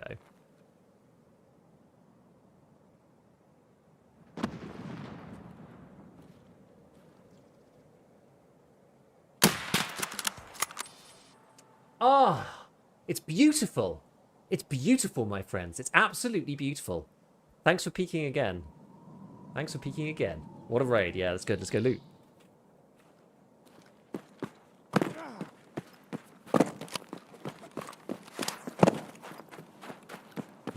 Ananas juice. Got him. Never repeat the sniper. Exactly. What a time to join the stream. There you go, my friends. There you go. Doesn't even matter if we die now. I don't even care. Okay, well that's a big thing. That's a big one. You know? It's a big deal. There may be another, but you can't take this victory away from me. It's the tan you lack. It's the tan you lack. That's the problem. Can't buy the tan you lack. It's cursed. SV98, my beloved. I think it was a good shout on this map. I mean, it just feels like such a nice weapon. AP20 slugs. Immaculate vibe. Take that, 'cause it's probably got PS in it. I don't think I care about the slugs, honestly. And here's his mate. Gold, please. Another SV.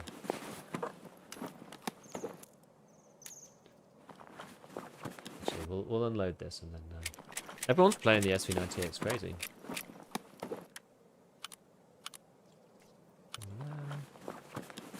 Oh, they got the special you like. It's like double,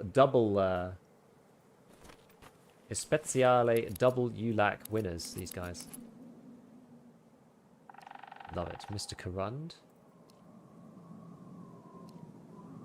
Oh, do I swap those? Or is that just too much min-maxing for me to bother in with? I think it's probably just too much min-maxing. I can't be asked. Put these down here. We'll take the contact vibes. Why not? Right. Yeah, the double cursed ULAC.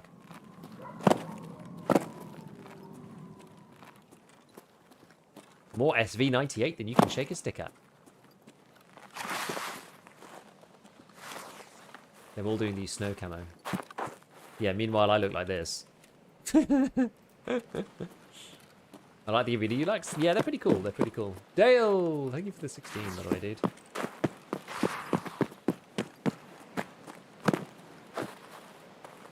I wonder whether the pistol is better than the SV. I don't even know at this point.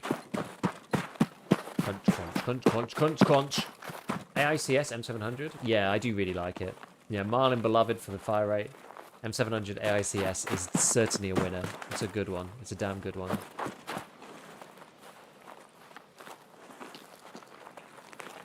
It was my bolty of choice for a long time, actually. I used to do ShooterBorn in Heaven on Woods with it. And like Tarkov Shooter and all these other ones. Need to PK really, but need to stand still for it. Who's this? Rando Scavo. That's who they were shooting at before.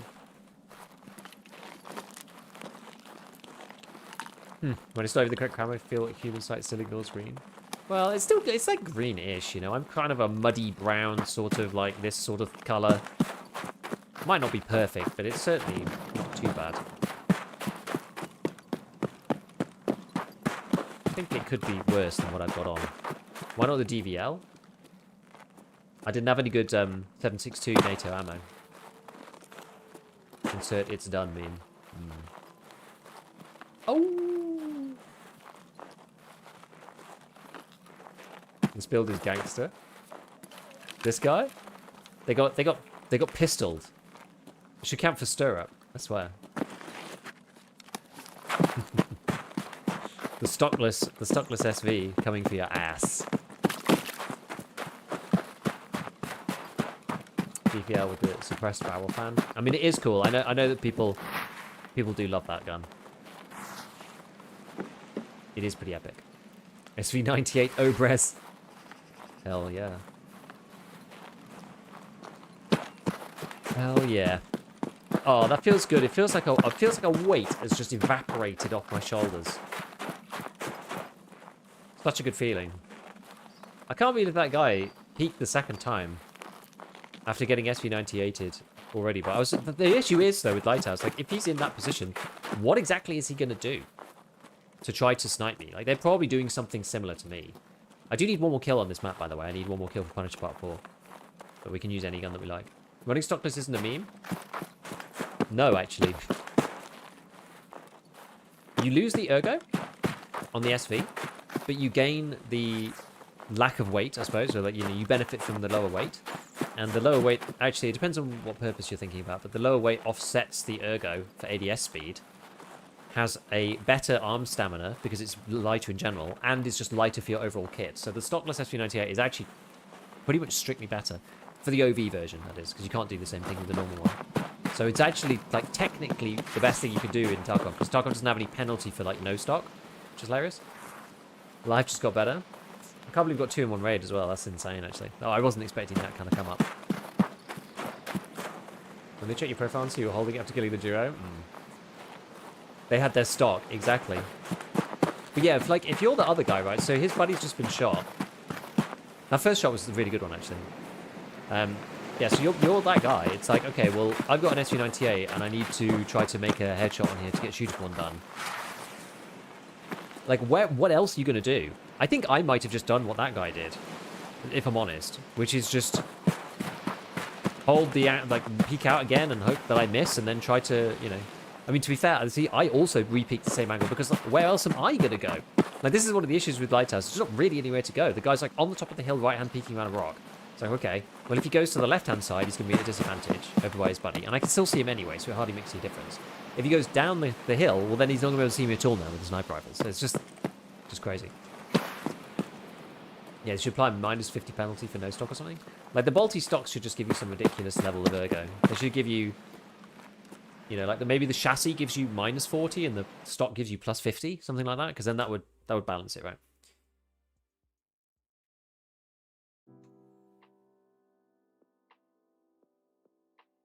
Hey, I see. My buddy says he thinks you were saying that they buffed the loot on Ground Zero. It's not something I've said. I don't know. Bolters in general deserve a lot better arm stamina. I think so. I think there should be something there. Limb damage from the recoil. It should just give you some weird, like, you just can't aim it properly. Really. That's really what it should do. Just, like, not be really aimable. Man, so good. Both level 36. Both over 100 meters. Nice. There's damage absorbed by armor. Good job we're using... Honestly, at 120 meters, a good job we're using PS, is all I'll say. This is one of the reasons why I use the SV98 as well.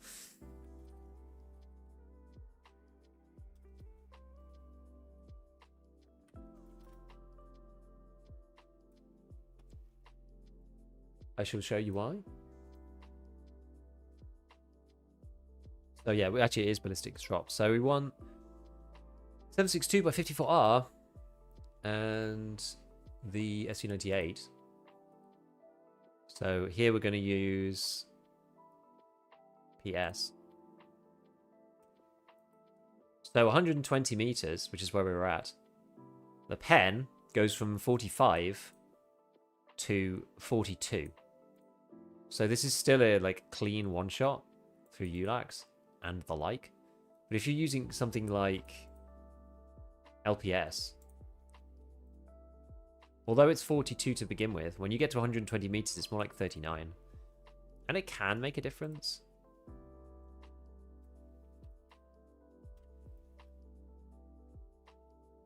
Head. ULAC. So a point blank, right, it's like 95% chance to go through. At distance, it's 42 pen. That's 93% chance. But if you go to 39, that's now a 75% chance. So it makes quite a big difference.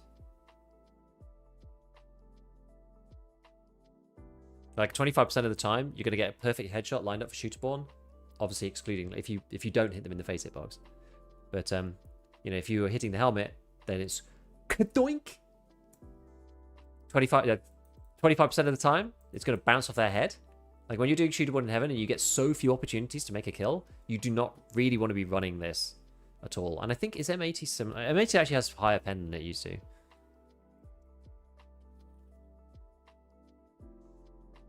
Stop it. Sometimes the calculator doesn't show up. Let me refresh it. M80. What is M80 now? Is it 44? What's happened here? I think it's got some old filters on that I put on previously.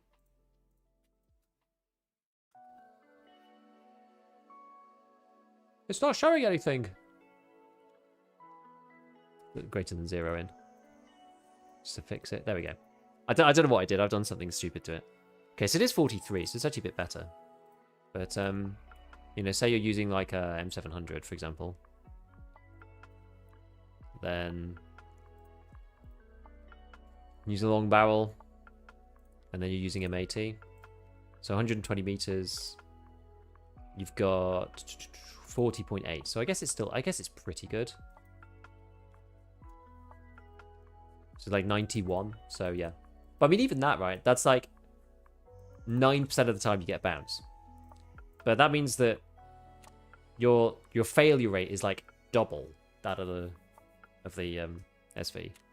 9% versus 5% or something. Anyway, my buddy told me to check your channel out for in-depth Tarkov knowledge. He was right, pulling out a calculator on kills. That's what we do. We do all the nerd stuff here. We do all the nerd stuff. Right, there isn't anything I need to think about to do with this first, right? I don't think so. I think I just press the button and it's good. You used to have to really be careful about like when you press these things. I'm already level 6 bolty. Technically level 7 according to Arena. But they've desynchronized for some reason. So we should just be able to press it and I think we're good. Wait. Okay, I'll wait a second.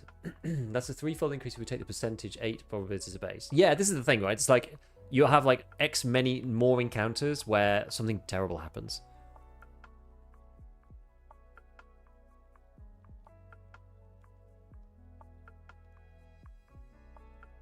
What's your level? Yeah, so we're good because you need... So the one that I need to do is this. So I've got Wet Job. I'm technically level 7 in Arena, but it's desynchronized and I don't know why. But ShooterBorn in Heaven gives you 5. You get 5 points here. This used to be a real, like, you had to massage your sniper level up. But with the Marlin, it's made it a lot easier to get this to start with, and you can get it in Arena and then they added loads of the points to the quests. So Tarkov Shooter 8, you get 3. ShooterBorn in Heaven, you get 5. So this will take me on to 11. You need 10 to do Psycho Sniper. So you can't even really start Psycho Sniper until you have 10 points because it's like 2 requirements. And if you do the kills, if you do the 5 kills, but you don't have 10 sniper level, then you can't press complete. And if you die, then you lose the progress, which is crazy. So, but I think we're good with ShooterBorn. I'll admit, I'm surprised. I'm surprised too, Mechanic.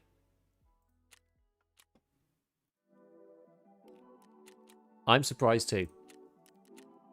We did it. Okay, first time I've done ShooterBorn in Heaven in like 5 years. This is a landmark moment. Right, then we got Witch on part 6 done. So now we can craft MATA1, which is probably, I would say, that's the threshold as to which you want to start trying to use the 7.62x51 ammo. Because now if you can craft that, it makes it a lot better.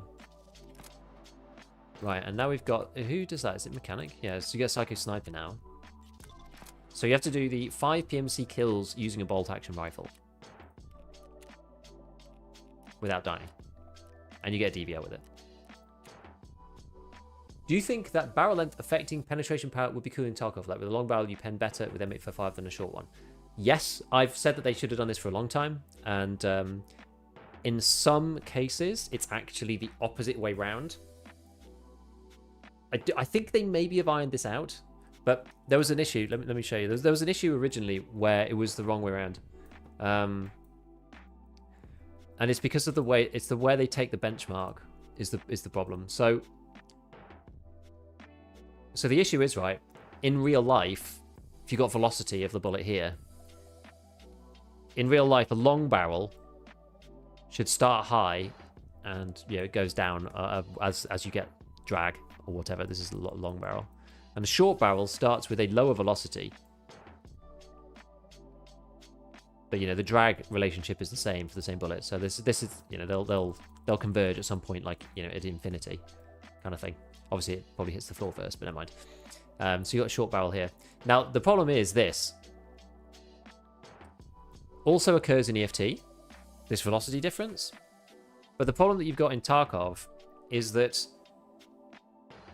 you've also got this like damage and pen concept, right? So you've got your damage, whatever that might be, starting at some level, and then you've got penetration starting at whatever that might be, some other level. Now, the issue that you've got in EFT is that BSG pin the values of damage and pen to the initial velocities of the rounds. So when you look at the velocity, so the same bullet traveling faster will have greater. So this line is bigger than this line, for example, here, because you have more. The velocity drops more for a bullet, so the bullet that goes quicker, right? Because there's more drag. And so what that does to, but they both start off with the same damage and pen in EFT. So you get this weird situation where if you fire a bullet faster in Tarkov, sometimes, I think they've ironed it out a little bit. I need to go and do some research on it to see if this is still the case.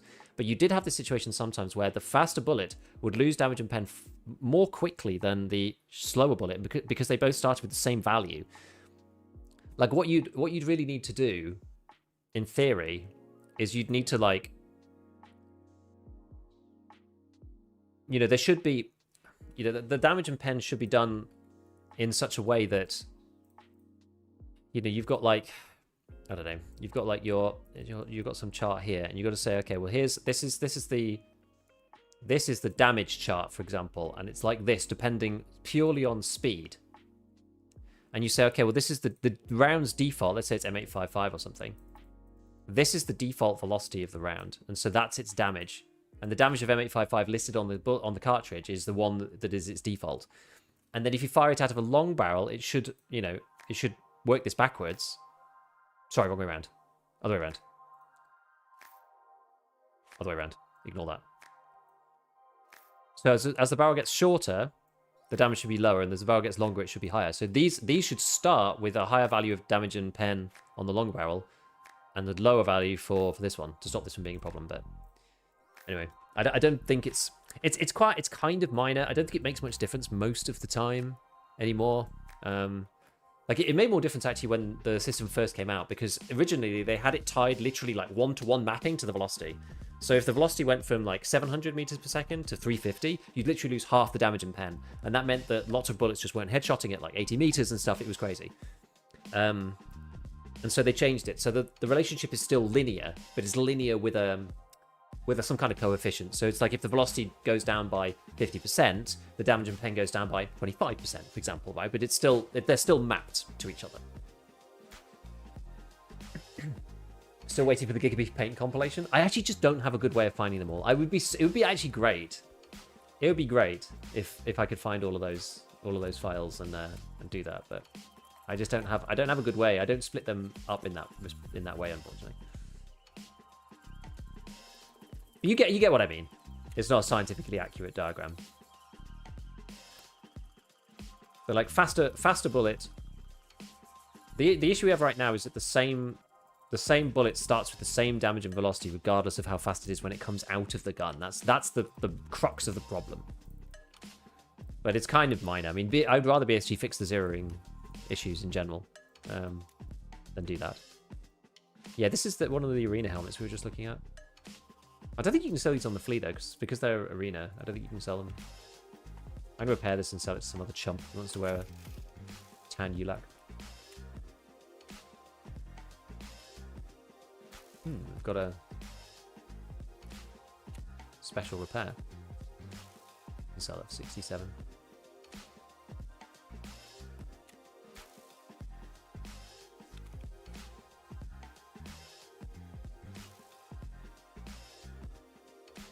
Yeah, people have forgotten about it. People forget about it after a while. And what do people think about the glasses bug? Has anybody seen any glasses bug stuff, like where they shine in the fog? I've not seen it, but also I know people avoid using the glasses that are a problem. So I don't know. There's a lot of experienced players at the moment in the game, and so I don't know whether it's even a thing anymore or whether people are just avoiding using them.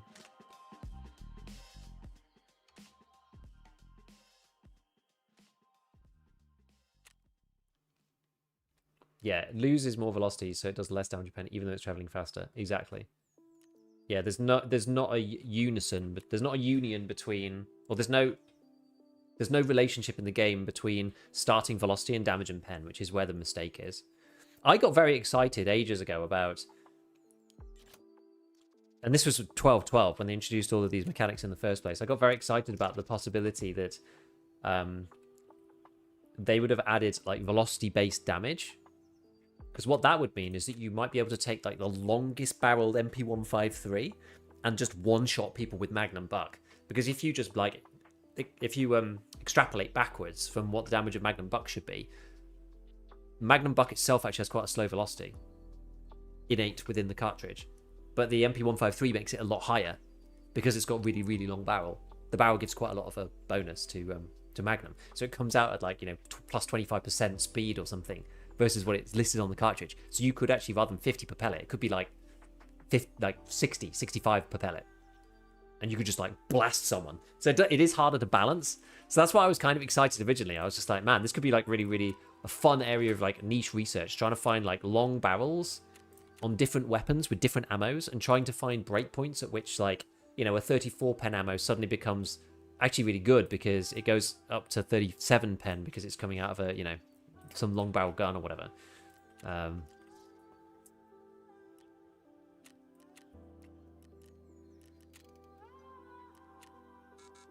Oh, not enough space. Not enough space. Well, this Reckonagel is just a problem in general. I think these G28s are pretty cheap, aren't they? Like 80k.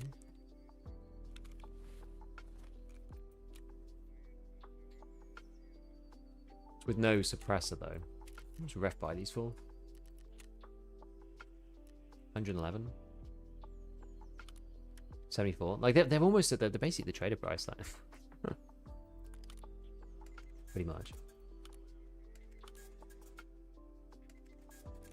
Probably keep the DVL. DVL might be quite fun at some point to use.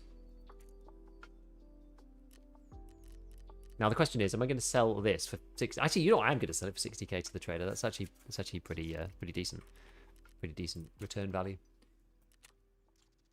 Okay, so got one of these. We'll intersperse it with one of these just so we get the maximum crafting. I think I'm getting close to max crafting. I'm not like I craft a bit, but I'm not like a mega craft grinder. So I'm at 41. I know there's a lot of people who've got it to max now at this point. Valuables rare. Okay, let's have a little look. Let's have a little look, see what we got in here. Unpack this map. 2 GP coins and a lion. Fantastic. Oh, maybe there's more stuff actually. But we've got... I think I had a few holes up here. Oh, I should have checked first. Never mind. Never mind. Never mind.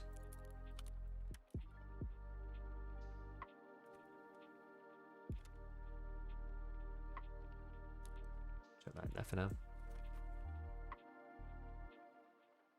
Yeah, the old glowing guns bug. I haven't seen that one for ages.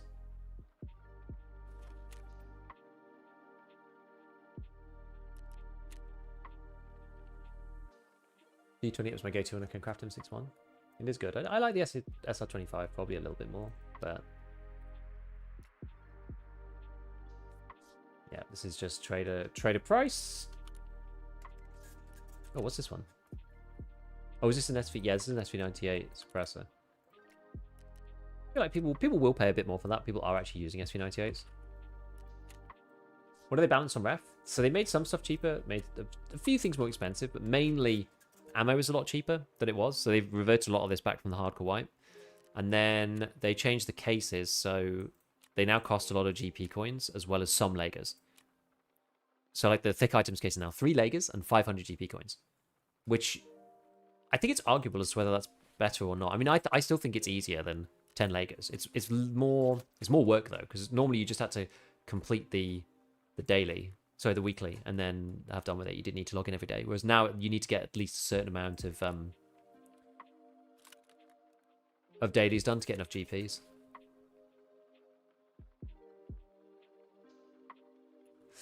Okay, well, we got to think about what to do next then. So we probably need to go and do Tarkov Shooter, right? Tarkov Shooter is probably the next annoying quest line that we got to do, because we've got Psycho Sniper as well with it. So we may as well do Tarkov Shooter at the same time. And we can use the Marlin, which can make it like a hell of a lot easier. So I think we're going to have to retire these bad boys. The only thing that's annoying about this scope mount is that it doubles the size of the weapon, which is pretty nuts. I don't know if I'm going to use the SV again. I might not.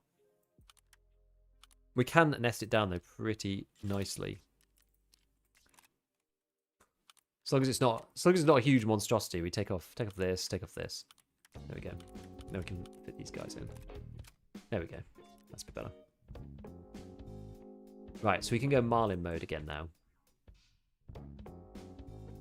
Finish Punisher first? Maybe I should.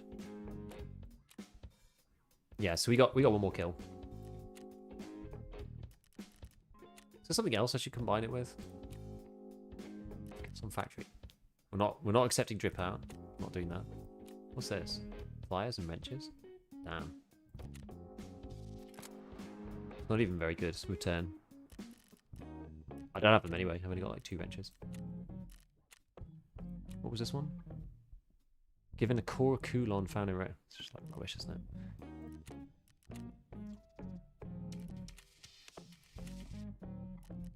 Ah. Pack of chlorine. I have 1. Maybe we find another one. This one's I'm not going to play reserve, so. That was factory scavs. What was this one? Eliminate scavs on any location. Okay. Missing cargo. Do I have that?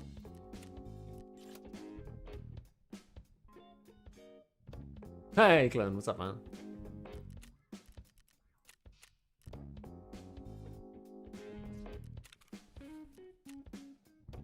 Let's have a quick look here.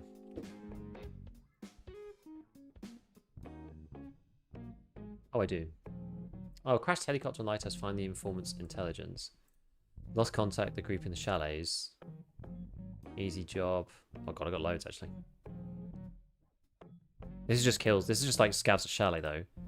This is bare PMCs on lighthouse. This is in the road camp, which I don't really want to do. Again, that's road camp. So yeah, lost contact and missing cargo we could do. Right, I've forgotten how to use regular guns. Like, what should we even... what guns should we even use? What guns can we use for this? I don't even know. I don't remember how to play normally. What's happened? We just play bolt actions. That's all we do.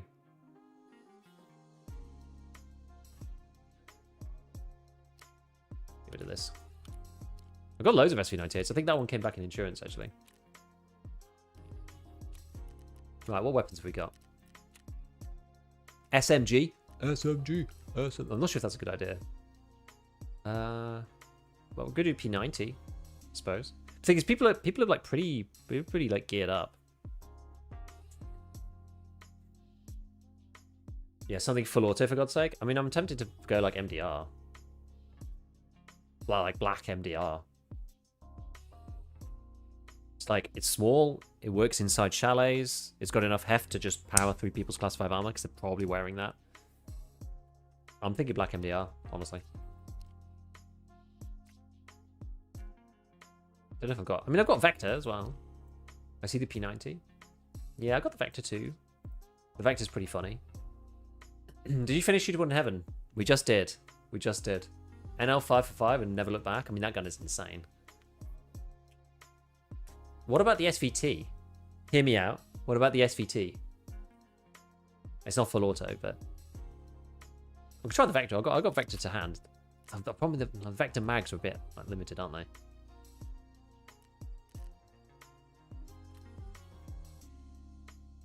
Yeah, the Vector mags are a bit limited. That's the main issue with this, actually. I think the P90s may be a better shout, just because you can basically take 250s and you're probably okay. Saying people don't use the SVT on maps other than factory. Well, have you seen the new stocks for it though? You know, you can put on a little scope on that guy. If AVT got the scope mount, it'd be so fun. The AVT is hard to use though. Genuinely a difficult gun to use. It really is.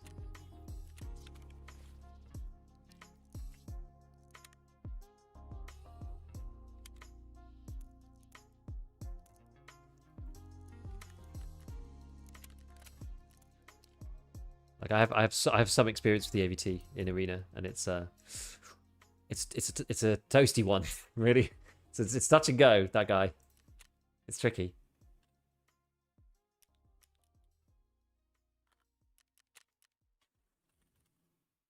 Oh, I've got actual golden star. Okay. Right, let's just see what we could do here then.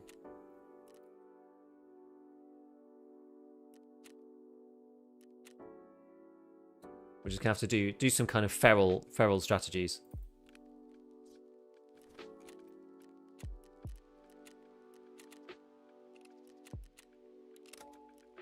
Let's go. Let's do it. You get the NL Papa 5 for like 70k if you do the barter. I mean, the NL is probably the correct choice. Bring him Marlin. Don't need to. Don't need to. We're finishing Punisher 4. We've got one more kill for Punisher 4. We just finished ShooterBorn in Heaven though. So good. Someone's asked me about Survivor Rate earlier. What's my PMC Survivor Rate? 63? It's dropped a lot. In the recent times, it's dropped a lot. Doing all of these stupid quests. Change the stream title? I might do.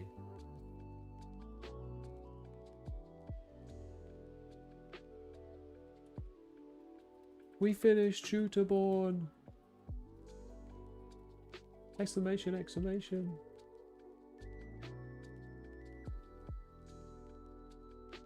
And people can come in and congratulate me.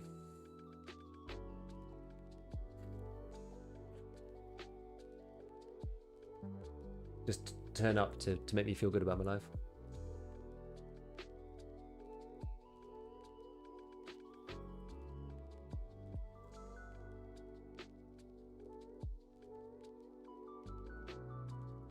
Yeah. Now that you don't need to, you'll see lots of people at range. Exactly. I count the rock overlooking Red Rebel Extract. Wipe 2-3 mans in back-to-back raids. I tried sitting there so much and just didn't see anybody. Yes, all perfectly sitting still. Oh no. Well, let's just see. We'll do like 1 or 2 runs, but I wouldn't mind just like playing a different map for once.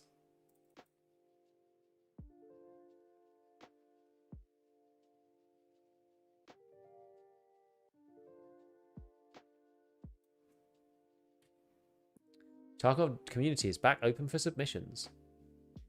Wonder what they've got on there. Read about all the changes we have made.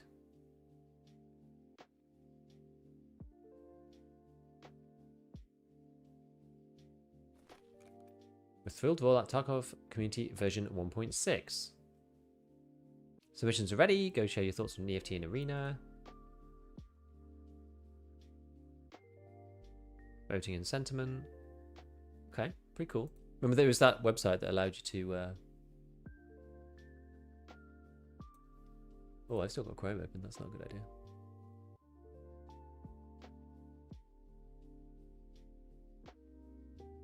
Surprised I didn't have a RAM problem before, actually.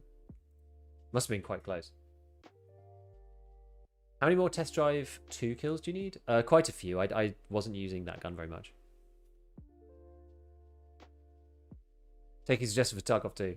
Tarkov, like, if they made Tarkov 2, it would kind of slap, I think. Did you see that you still need to be missing cargo while you're roaming around for the last kill? So helicopter, upper chalet, main table, docks. I thought it was the body. Oh, missing cargo is both, isn't it? That's why I do such a pain. 20 kills with 70 with such a mediocre gun. It's alright. I think if you stack up on 7M42, it's not too bad. I've been trying to use it a bit in Arena to get used to it. Like, the gun actually slaps, I think.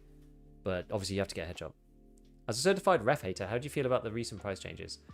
I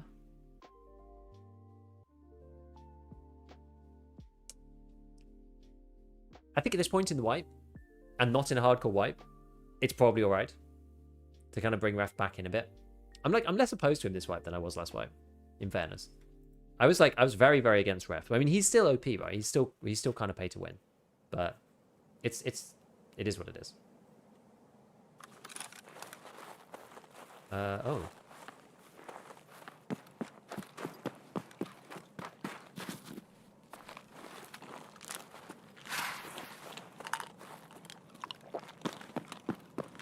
Now, I've been shot once before from over there, like literally running up here.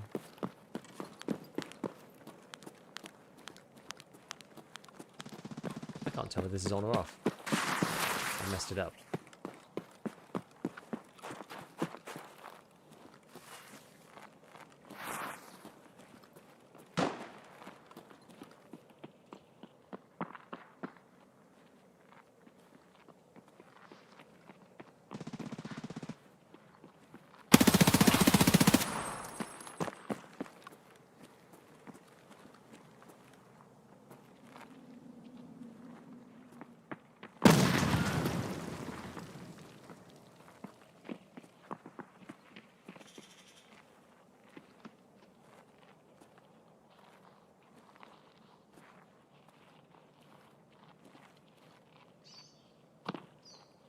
That's bad.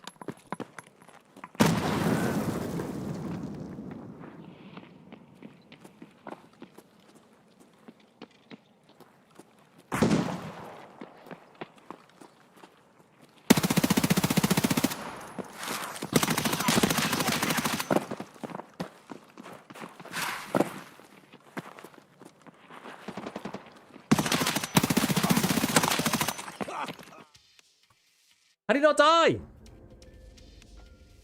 How did he not die? I think I lost my... I didn't know whether my IR flashlight thing was on or not because I screwed it up. I think I might have turned it off by accident. Hard to figure out the center of the screen when you're looking upwards. The point fire. Do you not ADS with it because you run it in arena? It depends on the distance. I think that distance you're still better off ADSing. Sorry, point firing, to be honest. It's hard fighting against two there, right? Because like you're so pinned in and hemmed in, it's difficult to like get anywhere. I think I did actually survive a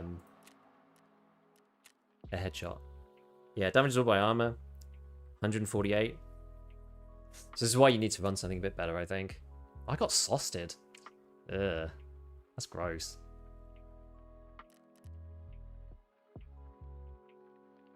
It's possible to find the battle pass gun in raids. I don't believe so. I don't believe so.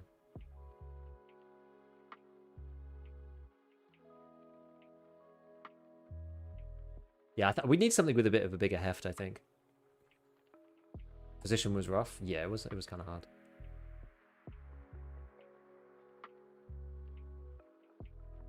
Yeah, you can find the NL. I think the NL 545 is like gun of the wipe, honestly. I did my best. I did my best with the position we had.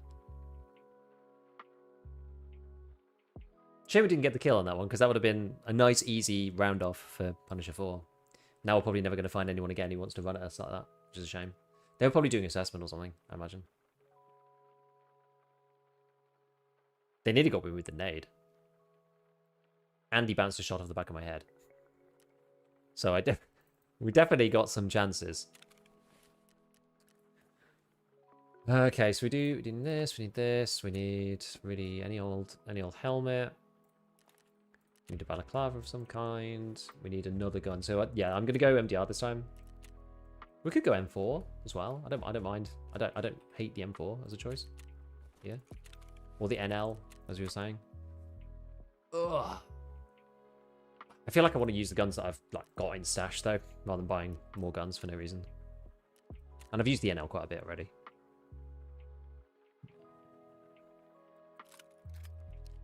Got an L-can on it. I mean, do I want to keep the L-can on it? I don't know.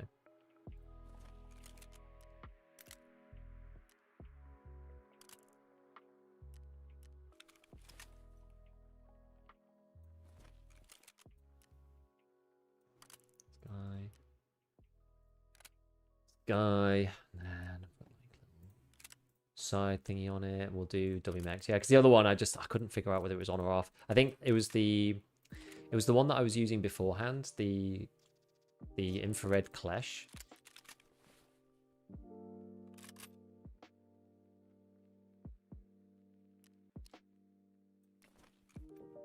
So I was like used to not moving it around, but then I forgot. I forgot. Have I got actual meds? I need like a 1-slot med because of... I've got an IFAK or something. No unheard pockets. Beg the doy.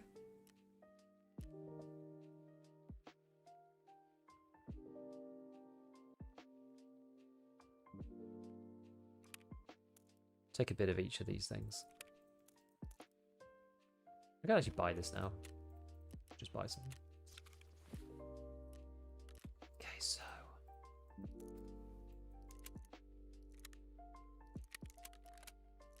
Punch here. And then we'll go with like... just a bit more M80. To go with it. And then we'll take one of these bad boys. The secret armor of... insurance returns. Alright, let me just triple check we've got the right stuff. So I've got my little checklist thing. Remain and heavy bleed, nade. I've got painkillers, but they're down here. That's fine. I've got ammo there. Green flare. Don't need that. Paracord. Long-term painkillers are down there. I'll get rid of this. Why that ends up down there? No clue. Splints, injectors, money, stims, keys. Yeah, okay. All right. We'll try like maybe 2 more. I'm not going to drive myself insane with this, so we're going to try 2 more, and if I don't get one in this one or the next one, or if I die twice, we'll play something else. Have you played the MDR with the long barrel and the handguard? I don't really see the point.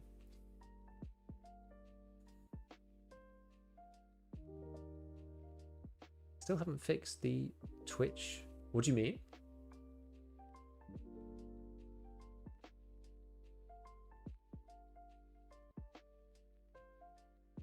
Seems like the black MDR turns more of a grey MDR. Is it always like that? The drip is the point. It does look fancy. I'm working on the kill 5 bosses task to get my big pockets. Ah, yeah. I'm not sure. I need to do the special one where you give the goons things in. That's what I need. Special delivery. That's the one that I'm on. Probably sell some of these wires. I was keeping. So the reason why I've got so many wires, there is a reason. Is I bought all of the stuff or kept all of the things that I needed for the hideout. Like these shusses, right? So I kept all the things that I needed so that it wouldn't give them to me in the cultist circle. So I basically blocked out my hideout with as much stuff. Oh, Bake Easy book. Do I have one of these yet? I've basically blocked out my hideout with as much stuff so I don't get given it by the cultist circle if at all possible. Look, it's my Kappa items. I'm not sure if I had Bake Easy book already.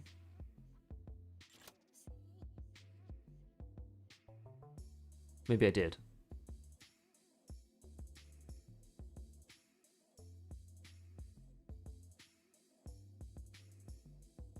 Maybe I did already, actually. Oh, no, I didn't. Okay. That's why I'm running Moonshine, because you just get a roll on, you get a roll on these things. Each time.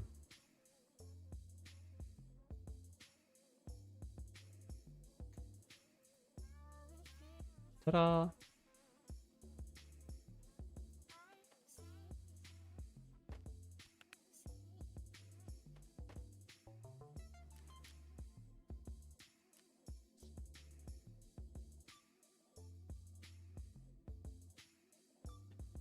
The bug with the Twitch dog tags is they disappear when you extract your kill, say question mark.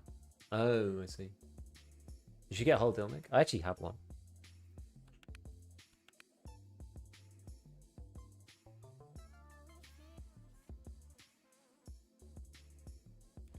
It's just a case of actually remembering to put stuff in it.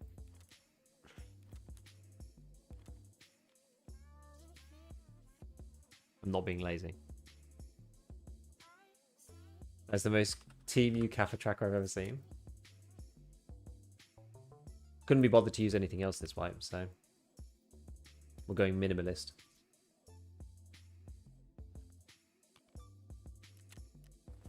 Whoops.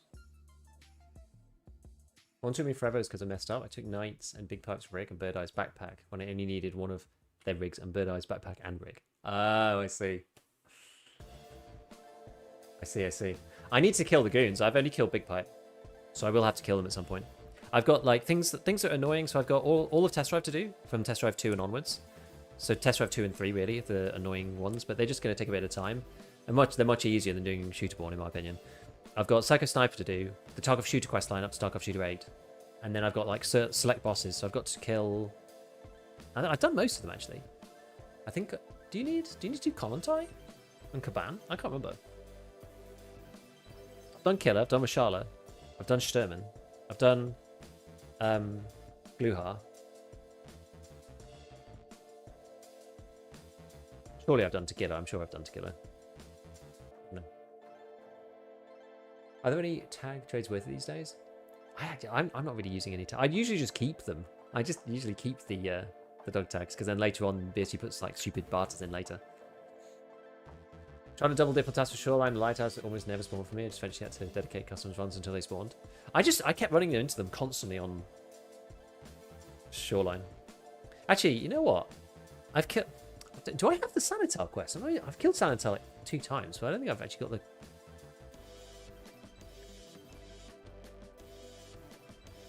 Huntsman plus Sadist. Maybe I've got it open.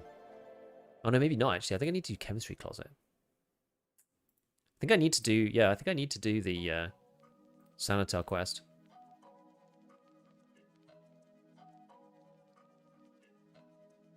For killing him. Probably did colleagues. I don't remember what I did.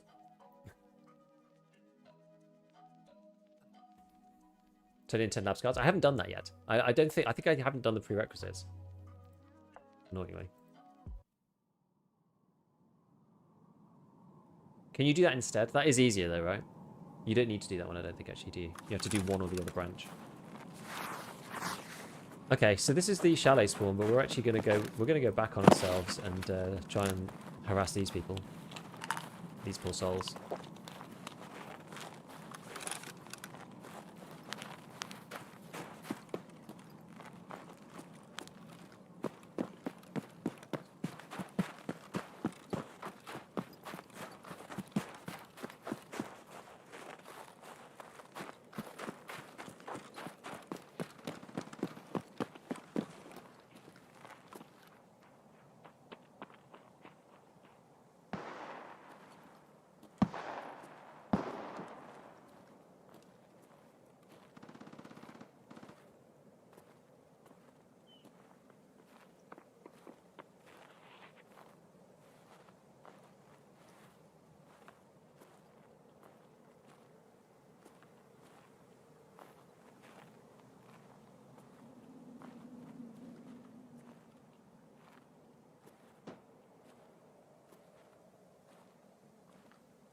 They're literally like up here somewhere. You must have heard me, yeah.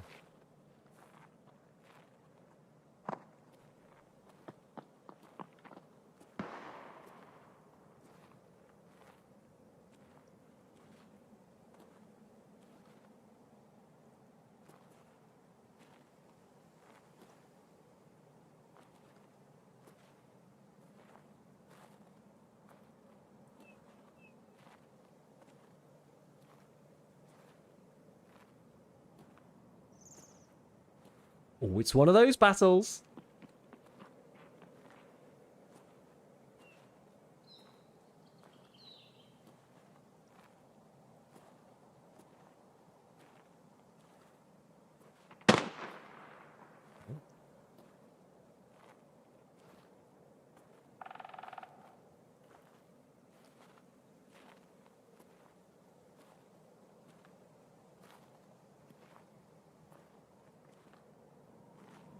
Where is he? Sneaky beaky. Oh.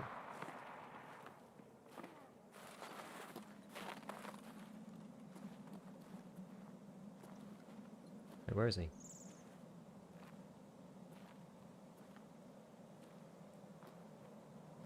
don't want to get sniped myself. There's like someone else here.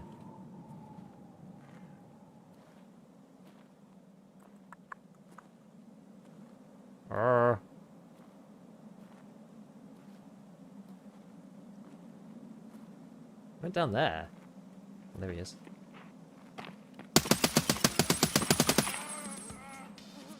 There we go.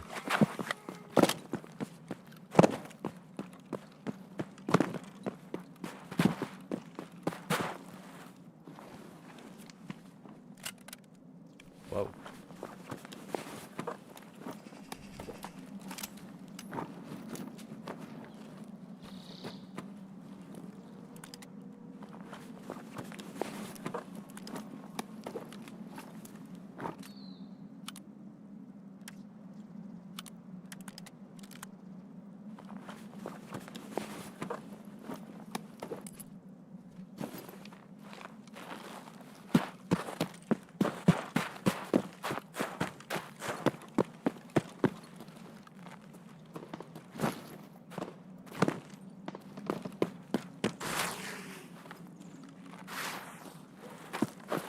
All right.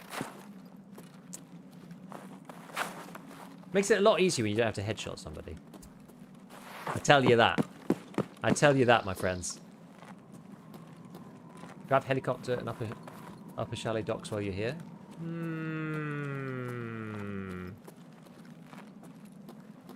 Could do helicopter, I guess.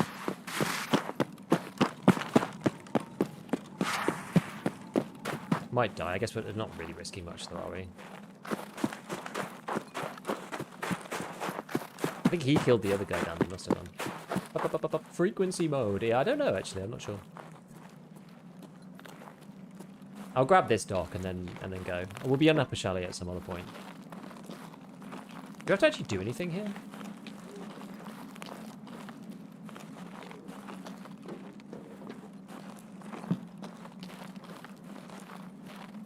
I can't remember if I actually have to pick something up. No, don't just spot it. What's your opinion on Lighthouse? I hate it. Worst map in the game by a long way. I even quite like Interchange these days, like in comparison.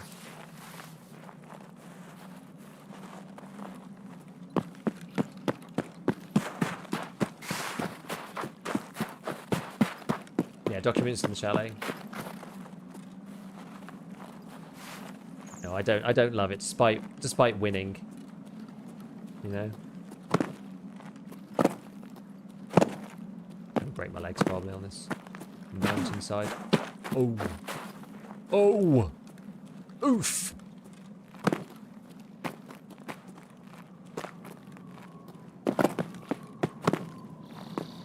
Then what's your favourite map? I wish it performed a bit better, but Streets I think is genuinely one of the best maps in the EFT. Outside of that...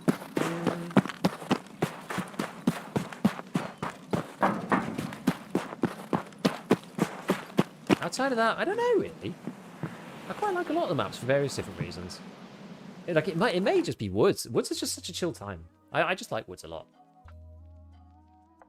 I like Woods. I quite like Reserve. I don't play Underground that much, but Reserve is at least pretty fun.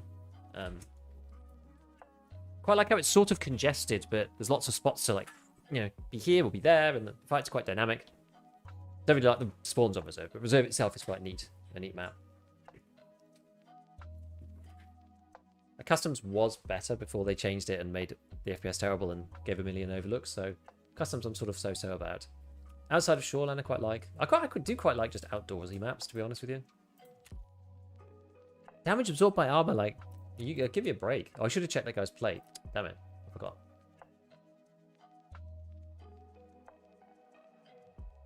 The best map is Old Factory, and nobody doesn't think so is wrong. It's a shame Old Factory's gone. Yeah, the performance on new customs is horrible.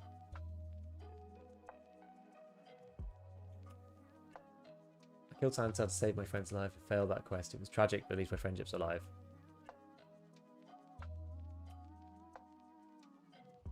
Yeah, Streets is great now, I understand it. Yeah, Streets is really good.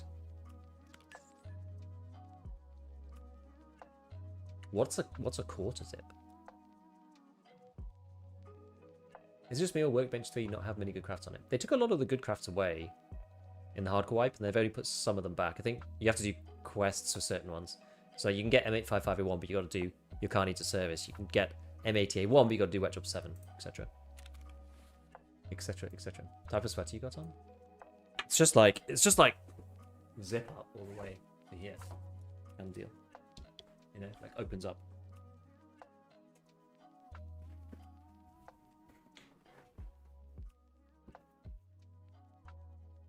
That's the reserved for the behind the scenes content.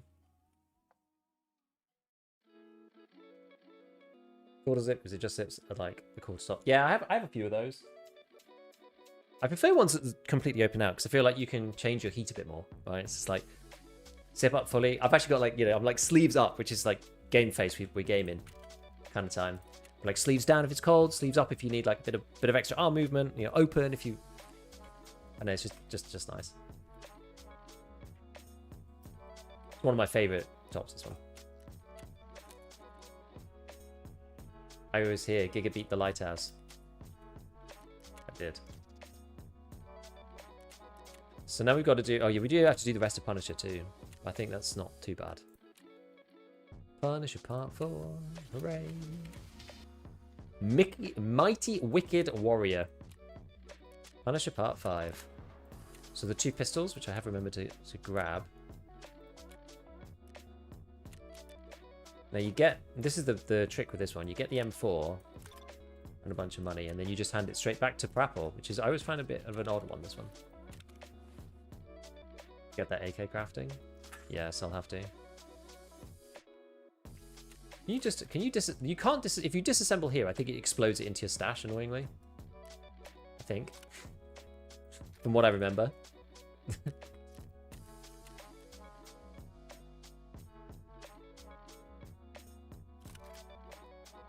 Pow. Wait, that didn't disassemble the whole thing.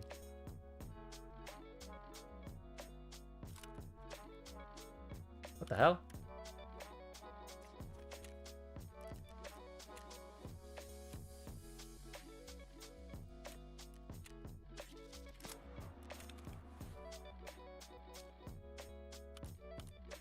Actually, we do it the other way. The sort table.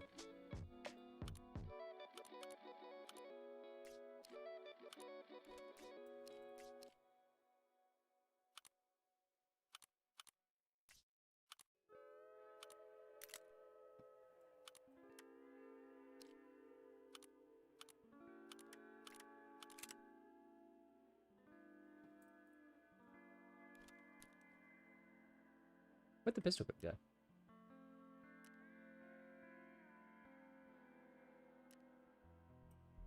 Genuinely not sure.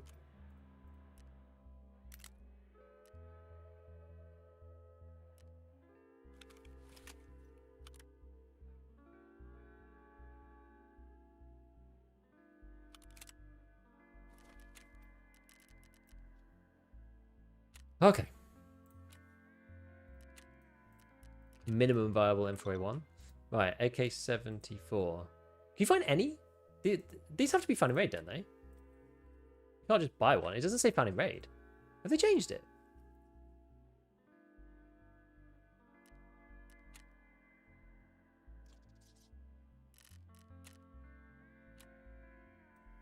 Oh, it does say in raid. Sorry, I'm stupid. It does say in raid.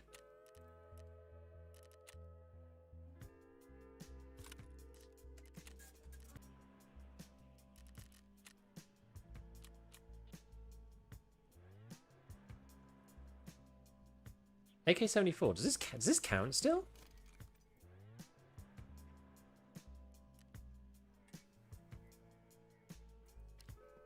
This is an N, and this is an M. Does this actually count?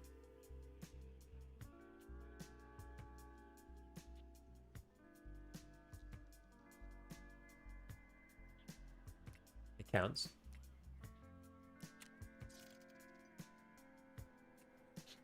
Better had to.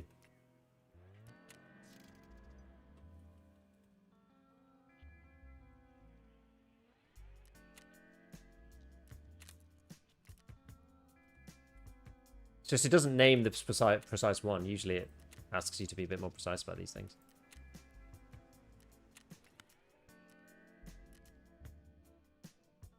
Okay.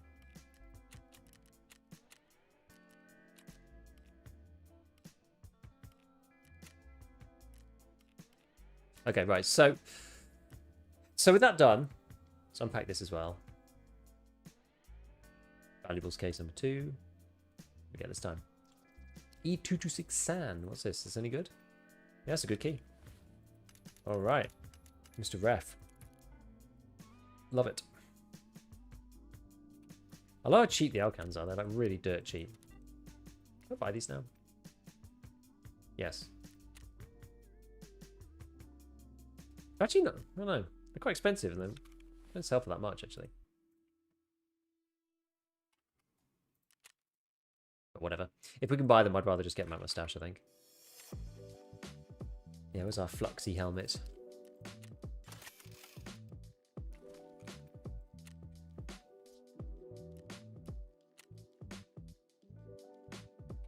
Any of the damaged helmets, I typically just tend to flip.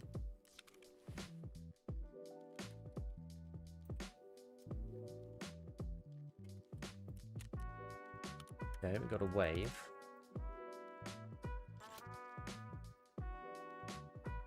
Wave's alright. On the SR-25, it probably doesn't matter too much.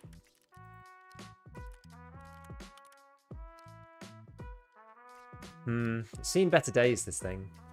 Is there a lower for the SR? I don't think there is. Probably just a strip and sell then, I'm afraid. Any 74 variant will work good. Good.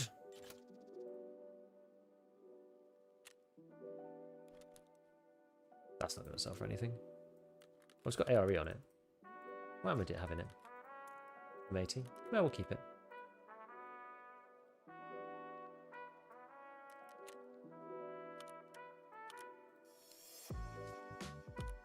RPG. Oops. Yeah, with that level of durability, it's just a junk, I think, unfortunately. It ain't good. It ain't good.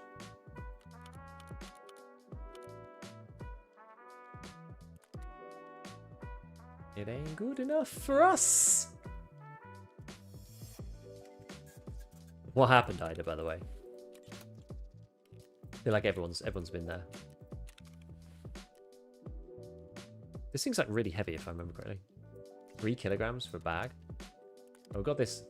Oh man, this is a Punisher Part. This is the Giga Punisher Part 6 gun if I ever saw one. It's nearly full Duro. I might just keep it. This is kind of in the style that I would go for. Grab, grab, grab. That's the way. That's the game. That's it. That's the one.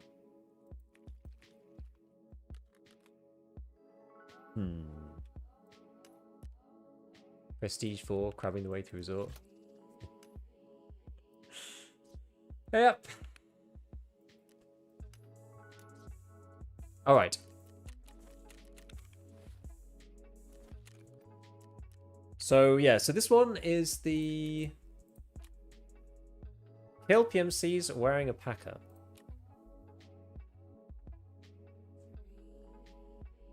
Gotta do test drive 2 at some point. Like I'm trying to think like what's the best and easiest way to go about doing stuff at this point? Should I just continue on with Tarkov Shooter for the time being? Is this the best thing to do? Get this one done and then get on to 6? What's 6? Is this the suppressed one? Is that the suppressed PMC kills? Like I don't remember. Oh no, it's just 5 the sniper scouts. Okay, well that one's easy. 5 PMCs from over 45 meters with a suppressed bolt action. Okay, so that's 7.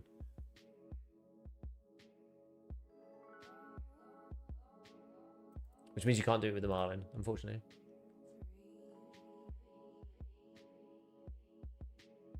Test drive is probably interchanged now? Maybe.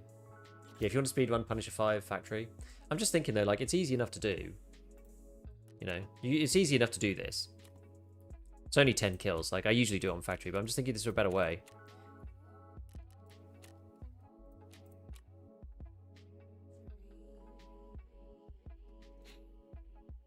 Thing is, like, Packard really does limit your power. Worth getting to shoot at 8 to do a Psycho Sniper. Yeah. I don't want to leave it any longer, really. Yeah, to me, it's not worth dying on a different map with a Packer. I kind of agree with you. Well, we do just need to get on with these. So yeah, bolt action weapon and temperature on custom. So we could just go Marlining. We could just go Marlining.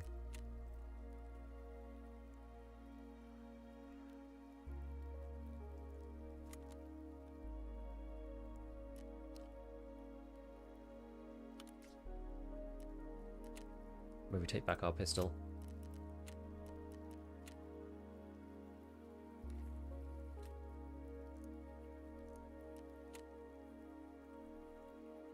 Let me just check this, actually. I think Test Drive 2 is still best of on streets, maybe Ground Zero. The gun is really a close range thing. Starts to fall off bad in the mid-range. I agree with you. I do agree with you. Customs. Oh, so what time period was it on the stupid quest?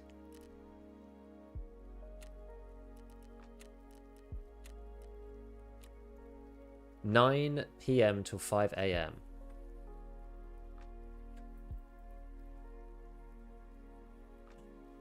Okay.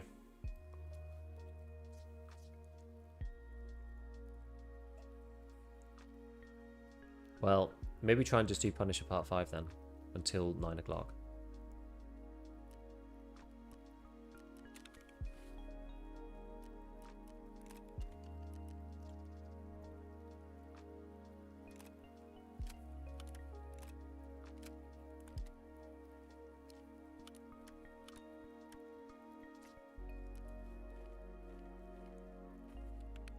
Need to chuck some of this stuff up here.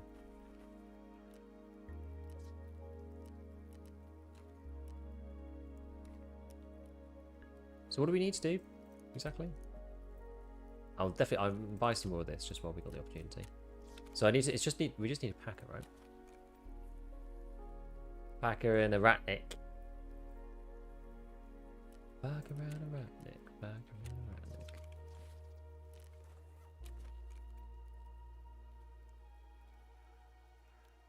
I don't think it matters. Does it matter which one you use? I feel like both work. What is the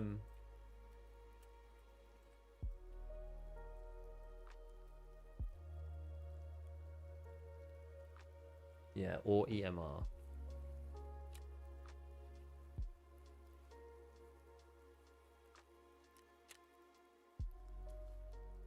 Huh. Funny. Actually cheaper just straight up than they are with the bleach.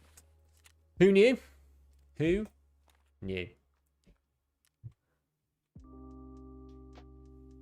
They punish 5 for doing outdoor stuff. So it's almost less longer ranges. So you usually just get headpopped anyway. Yeah. Maybe. Let's have a look. What do we actually got to do? What other like really annoying things have I got to do that are going to be like a bit time intensive? So I've got colleagues 1, you see.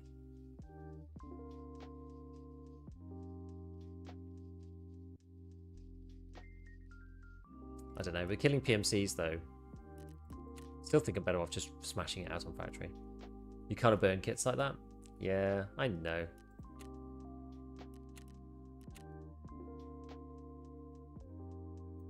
Let's just give it a little try. We don't need to go crazy.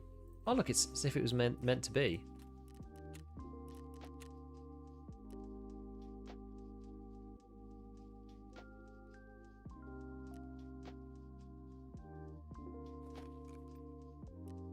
Running across shoreline with the packer is the direct opposite of fun. Those are the situations you get in, to be honest. Like, sometimes it doesn't matter, sometimes it does.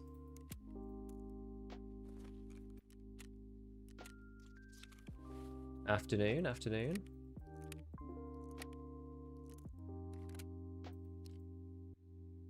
One of the good things about this, at least, is that you can just get out really quick, right?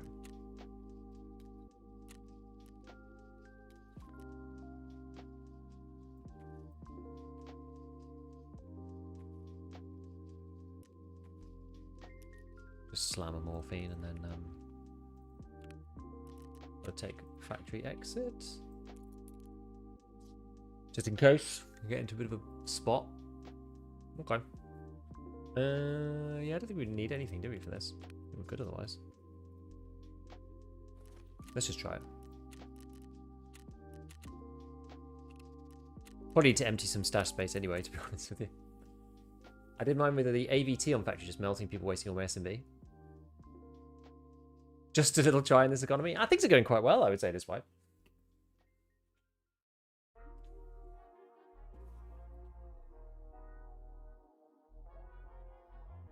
I want to combine it, do Punisher and Test Drive too.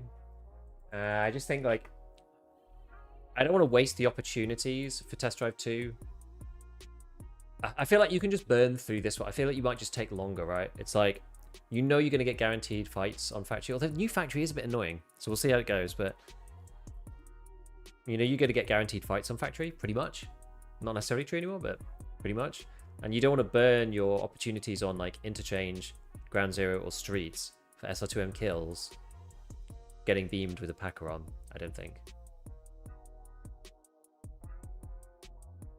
I feel like going up to the rafters and sniping people just to play if you don't want to burn gear as much.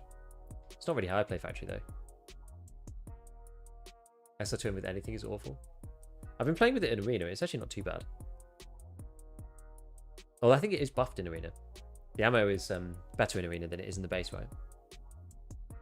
I can tell from previous wipes of Balancing Part 2 that Pack on Streets is not the play. I've tried it as well, and it's bad. It was actually one of the most frustrated times I've been. AK-74U with a Packer on Streets, man, it was really, really rough. Really rough. Nearly made me quit. Use the PE ammo from the SR2, it goes so great. I haven't actually tried it yet. I haven't tried it yet. Got to be in a situation where you can shoot the legs, though. That's always my worry.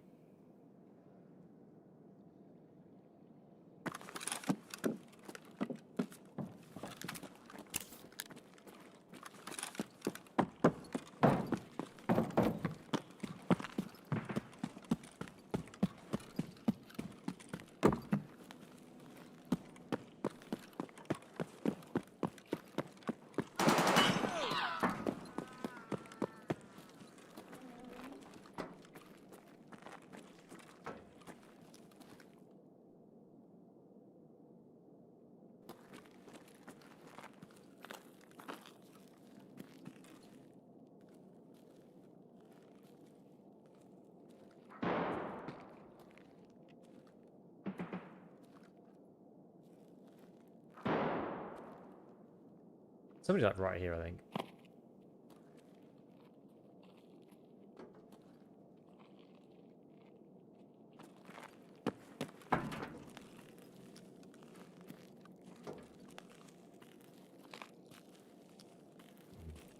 Maybe they're up? I'm actually not totally sure.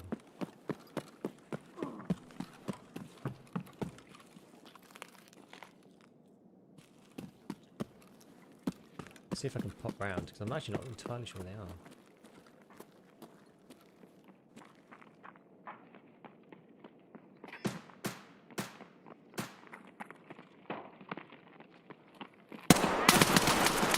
Oh, I'm on freaking...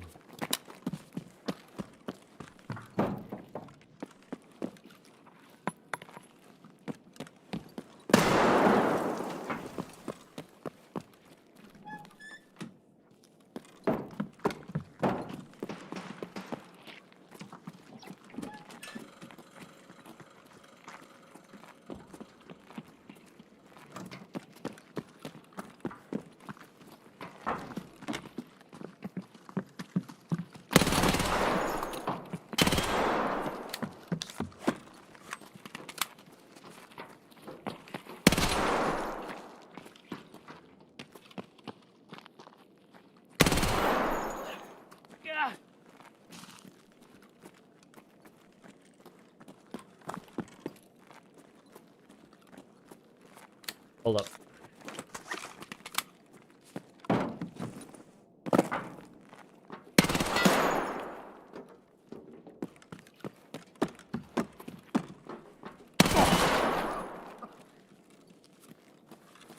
Okay.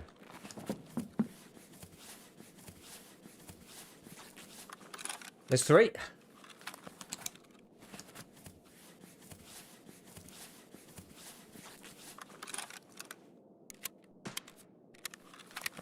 Timmy team neutralized. Good luck running into these boys. Redeemed for the semi-auto moment? My god.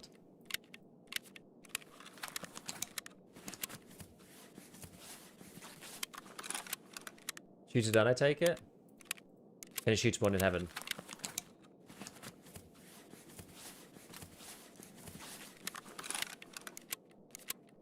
Right. They're all like nicely piled up too. It's quite funny. This guy, the king at the front.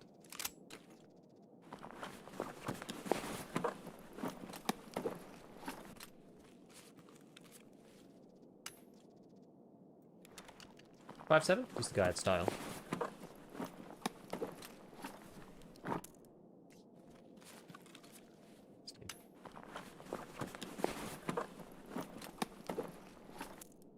Fair enough. Right. Can't be bothered to find the last 2 people or whatever. we'll leave with that and try again. Yeah, I know you're relieved. Yeah, honestly, it's crazy. Did you see the ref changes? I did, yeah. They've made it a lot cheaper. Ref is a lot cheaper now. Half expected to die during the semi-auto moment. I know. And then I realized that they were quite new. So I was like, well, we'll go on a big flank in that case. And then it was like playing arena against people that don't play arena kind of thing. Nice movement to get them one by one. Yeah, it was okay. It was a good moment. They were like, when people are kind of newish though, it does make me feel, it's just like, if it was like three players who are, yeah, been playing for a long time, I'd be surprised. I don't know. I'd be surprised if any of them have more than 1,000 hours.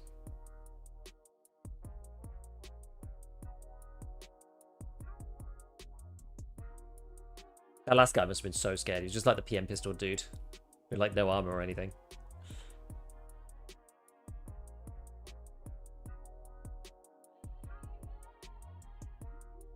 I think arena helps for things like that though. The thick case trade is so much better now. It is, yeah. I'm thinking about it. I'm just like, don't know whether it's better or worse. I mean, I think it probably is better overall.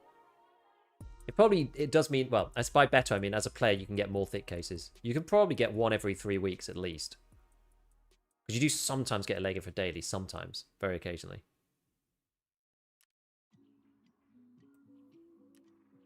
And you get one for the weeklies, right?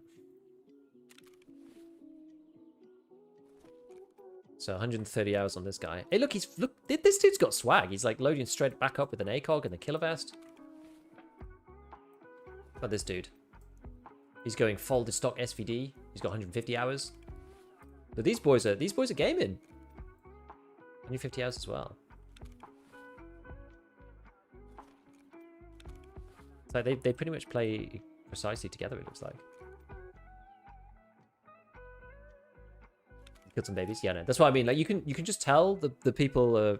That's why I was like, I'd be surprised if any of them have over 1,000 hours. But you know what? They took it like a champion. They're gearing up again. You know. Fair play. Fair play to those guys.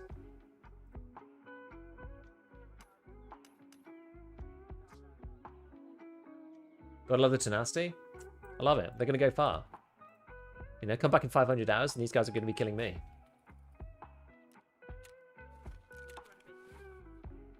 Stop justifying the hobo murder. The ends justify the means. Had to have 5 medals and nothing to do with them. Oh, I see. I literally just wasted 10, or I spent 10 medals on a thick items case the other day.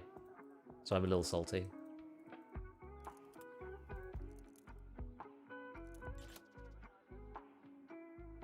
Are we good otherwise? I think we're okay, are we? Yeah, take like Ropetal just to pop it at the beginning. Okay. Right. Try again.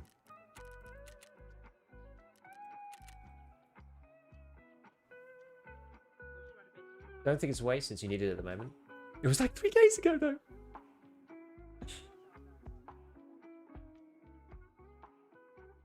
Yeah, no, it's fine. It's okay. I could have just got 3 thick cases for the same price. But never mind.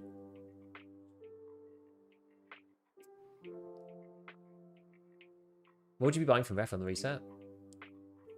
I mean, to be honest with you, I don't really buy much from Ref. I really, really don't. It just kind of depends on what you need and how much you value the GPs. Like, I tend to use Arena more as a like target practice game, and like big stuff like the thick container are important to me. But like buying like ULAX or guns from him, I'm not really as well, especially ammo. I just don't really care. Is the backpack from Ref worth to use GP coins on? If you want one, then yeah. Like this is the thing. It's up to you.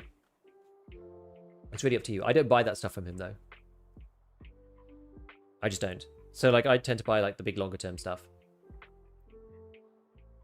Any idea how to get SRO site to Arena? It's on the battle pass. It's... Wait, no. It's not, is it? No. because there's two new sites and it's neither of those. It's like the Swamp Fox Justice and the other one. But yeah, the SRO is not in arena yet because it's not been updated.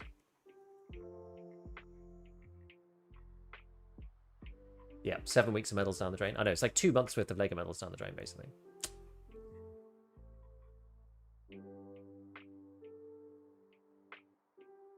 Did you buy the MP5 SD from Ref for Gunsmith 3? I don't think I needed to. I can't remember. I don't think I did. I forget now, though. Yeah, Falk LE and the Swamp Fox Justice. Those are the two in arena. The new ones. But yeah, you can't get the SRO, unfortunately. Yet. They'll add it at some point, but...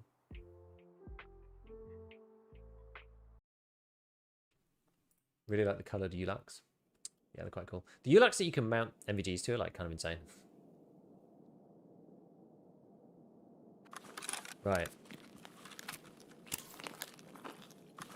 I don't really like this spawn.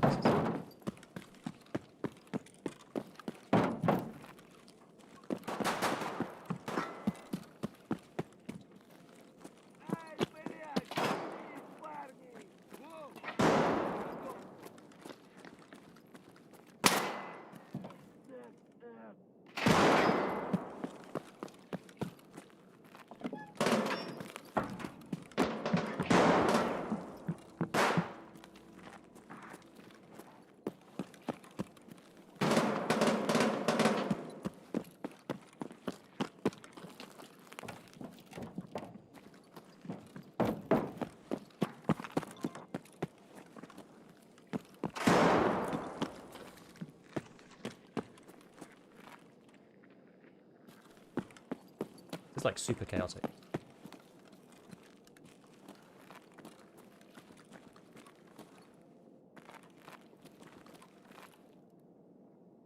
I just need to listen for a sec. I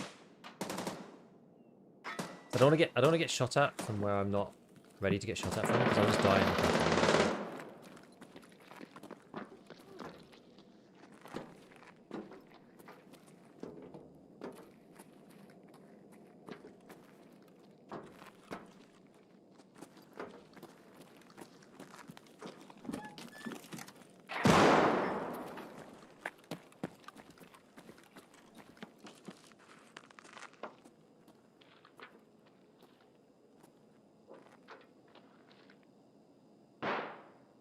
Do I want to fight this guy here?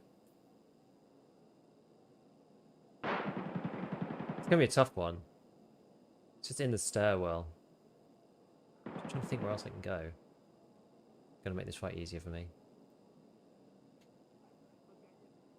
Yeah, if he has a shotgun, no. I know, I'm just gonna die instantly to Flechette.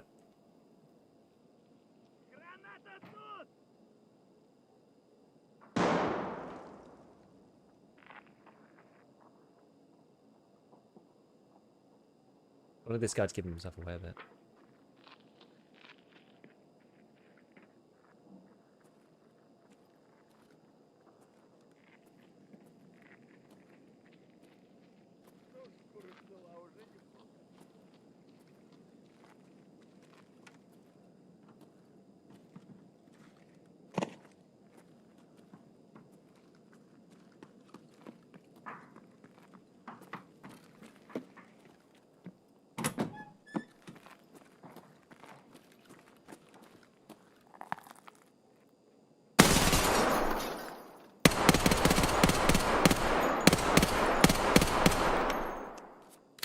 How are you not dead?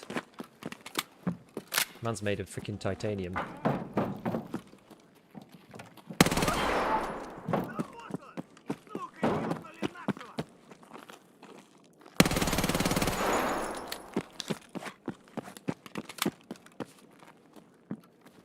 Did I kill him?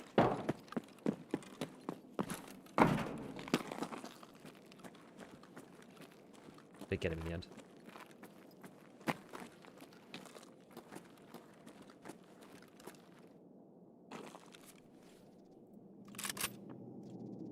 People do be geared.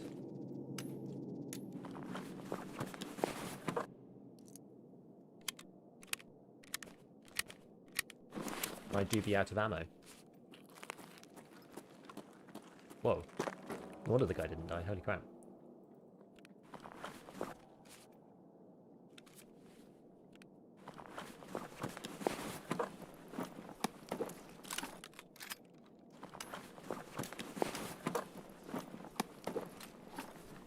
Prestige, man.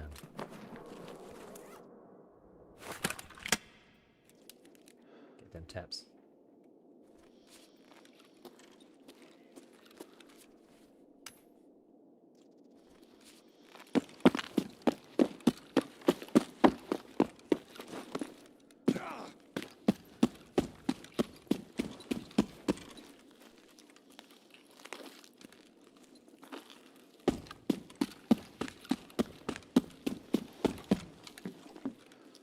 Interesting.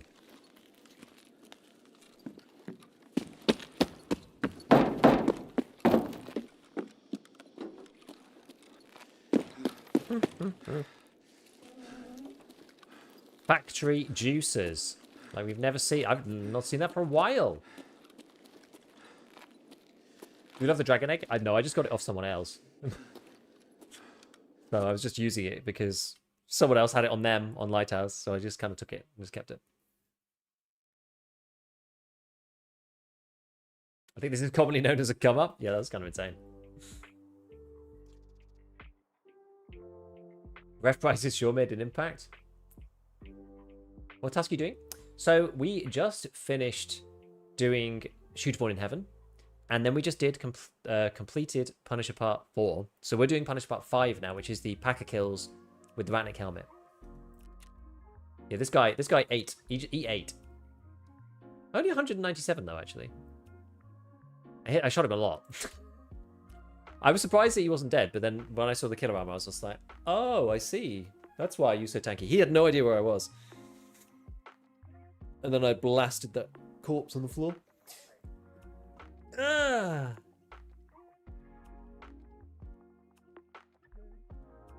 Very good. So we got one more. That's okay. I was cautious for a good reason. That was crazy. That one was really, really insane. Do you have a settings guide? Tarkov's never run as poorly as it does for me now. Oh man, it is hard. I don't have a settings guide for this wipe. You should check out Clem in Time's settings guide because he does some really good stuff. I might do one at some point, but like I feel like mine's not running really well either, and there's not a great deal that you can do about it, unfortunately. Which is it just kind of sucks.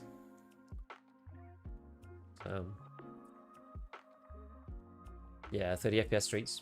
It's just rough. It's just like even more CPU problems than ever before. The main takeaways for me is that don't use DLSS because DLSS is bugged with scopes. If you are going to use it with preset J, and turn your object LED quality down so that it's not as intensive. Otherwise, I don't really have a good answer for you, to be honest. It just kind of sucks. I just got it. BPBT, not bad. It's alright. We'll take that. But I've got to do something about this stash before we do anything else. I was like, oh, don't worry, we'll clear out some items with whatever it is that we're doing here. Not the case. Right, let's do this. So we're going to go unload that, show these things. Got to pop some of these things in here. Okay, that's that one. This one. That. Yeah, my 3-year-old just like screaming outside. Making life fun for my wife. Hopefully you guys can't hear him.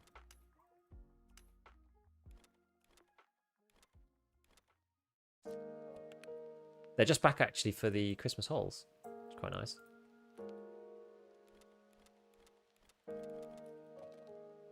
Oh, I don't know why I've got a random dog tag in here. I shouldn't have a dog tag in here.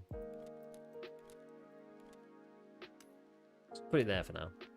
Yeah, I need to get rid of some of these wires. I've got too many wires.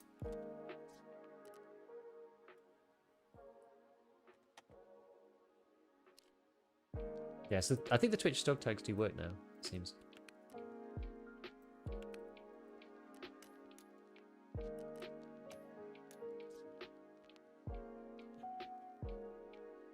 Imagine going in with the killer armor set and dying to go with the Packer. Yeah, frustrating. Like, it doesn't even help anymore, though, killer, does it really? Right, so how many of these wires do I actually need? I don't think I need any of these. Anywhere near as many. I need some. I need some of them. I didn't want to run out, so I've got some upgrades that require wires in the hideout. This is what I was saying before. So I've got upgrades that require wires, but I've been crafting wires continuously. So I definitely don't need all of these. I just wanted to block out the hideout so that The cultist circle didn't give me random sets of wires. Well, that'll do at least. Stick that in there for now. Then we can spin this. Mostly fixes our problem, I think. Oh, I've got loads of individual GP points here from the other thing. Okay, I'll top that off as well. Okay, that fixes that. Okay, this is better. Yeah, frustrating you hamstring in PvP fights. It does hurt, yeah. Hot take, I've turned DLSS off to get stronger, more consistent lows. I'm running 78 XD, 4080 super, and the game's still on the side of potato. Yeah, it's not ideal, is it? It's pretty bad. Like, customs is as bad as it's ever been. Which is a shame. Like, it used to run really well, but it just kind of sucks now. Okay. Alright, that's looking a lot better, isn't it? Uzi Pro Pistol. What did I do with that? I never really used these, so... That is a vibe, the canted on an Uzi Pro Pistol. Actually, people like the Boss sight, don't they? I don't really like it very much, but people do pay a pretty good premium for it. So you've... Oh yeah, I don't need Scav Vest anymore. Good point, because I'm not doing Punisher part. Whatever. Punisher part 4. Kapow. We can sell these. Kapow. Probably sell eagles. Kapow. Maybe sell a Kavass. Kapow. Great. Right, that'll do. Oh, I've got a cowboy hat too. People like these for the 308 ME barter. Okay, and then we've got this guy. So this has got Tarkov Guardians in it, which are so-so. This is quite good. This is a bit like the AACPC.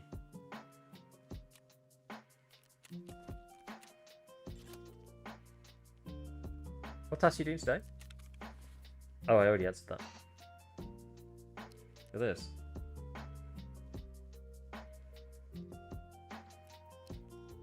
What's this got in it? Classified back.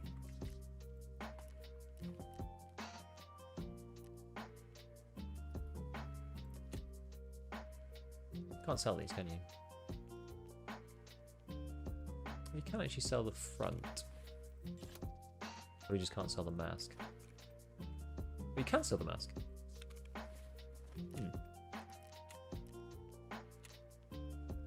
Surprised, because it's class 6. They're pretty much just the trader price, though, aren't they? What's your opinion on the fact you can basically buy tier 6 plates now? In what way?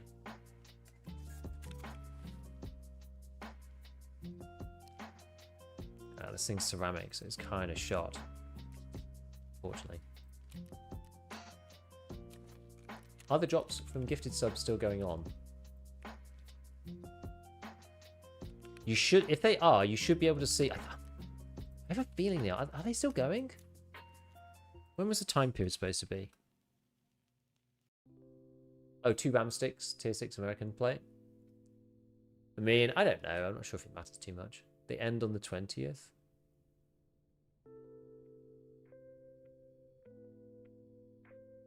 Oh, that didn't help.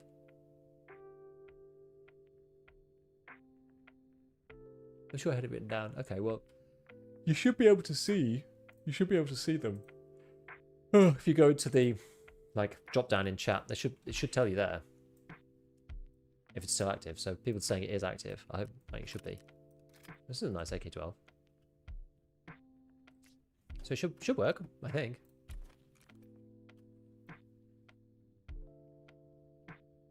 I hope.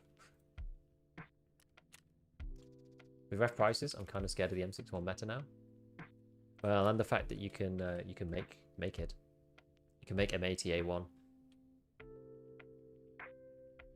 I mean, oh yeah, I guess you could buy M61, but okay, give it wasn't. Yeah, fine. Well, the live ends on December 20th. Okay, yeah, so it should work then. Thank you, MF. Yeah, I just unlocked this. Why does that show up like that? It's pretty weird. But anyway, so this is the old M61 craft, the M80 plus the Radiator Helix plus the Hawk. And you can get 40 M80A1s. So I'm going to be doing that soon, and then everyone's just going to get obliterated. Have you finished the test drives yet? Not yet. I haven't been focusing on them exclusively. Oh yeah, well, I was supposed to be doing the other one, wasn't I? I was supposed to be doing this customs night one. What time is it on customs? Oh, it is like 9 now. Okay. We accidentally spent the perfect amount of time in raid. Because we needed to do this. Where's Tarkov Shooter gone? Oh, it's at the bottom. Yeah, 9 till 5. Putting in the night shift. Bolt action rifle, kill scavs. But we've been doing this one in the meanwhile. I just hit 2,181 crafted. That's crazy. That's crazy. Right, so we'll shelve that for now. We'll go back to the Mr. Marlin. Marlin man.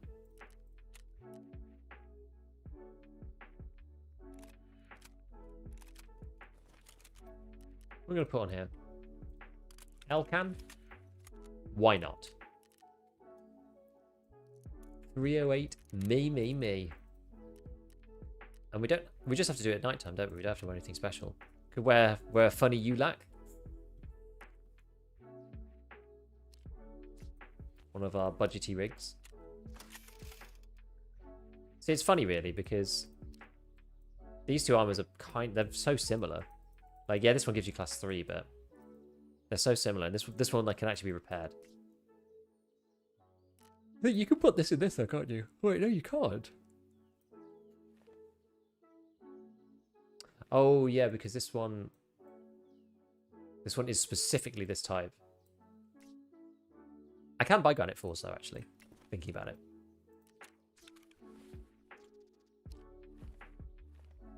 So we can spruce this guy back up. The big problem is that you can't change the backplate. It's the big problem.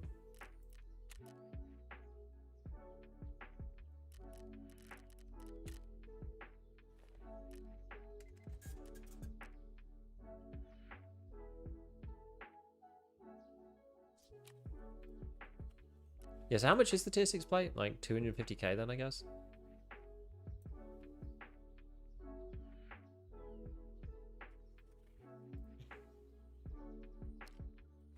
That's 5.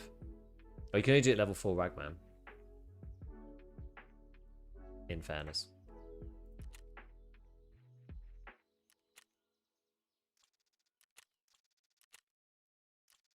Please let me buy some RAM.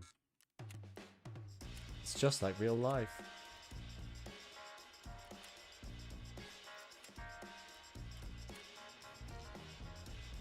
You're trying to buy these to fill this. Right, okay. Let's do scav kills.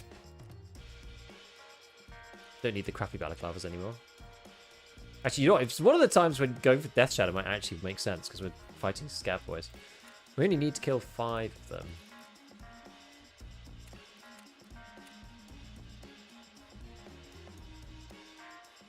Oh yeah, I've already got one of these on.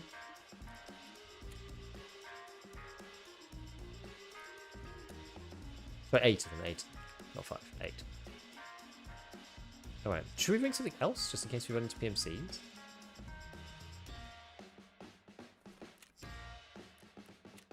What have on customs?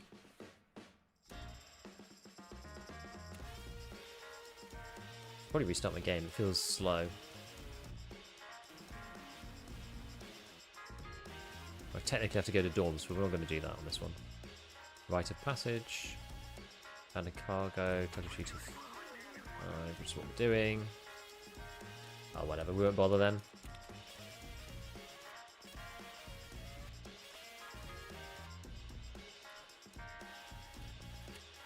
Let's go with a little bag. Nice and light. Let's go marlining. It'll be alright.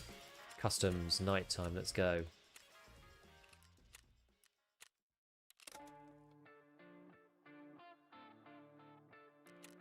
How? Can you show the ref prices? It's a lot lower. Remind me afterwards and then we can do it. 5-7 like a boss. The main things is the cases. They changed the thick case to 3 Lagers and 500 GP coins rather than 10 Lagers, the thick items case.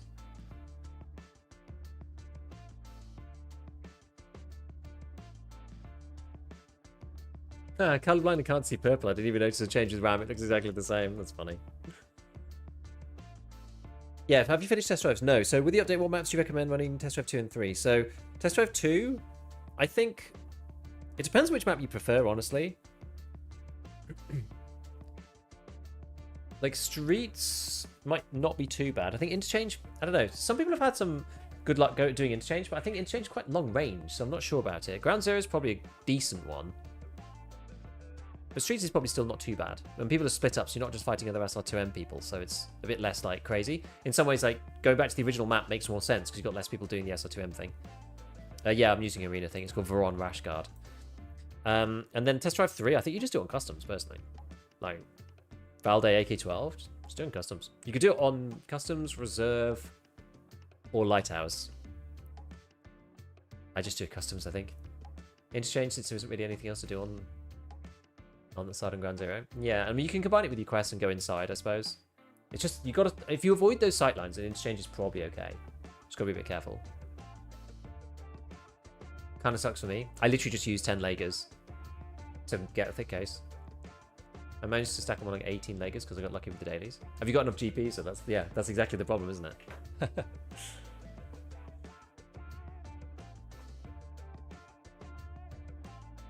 Yeah, I love that they artificially pushed the price of RAM up. It's so funny. Such a funny thing that they did.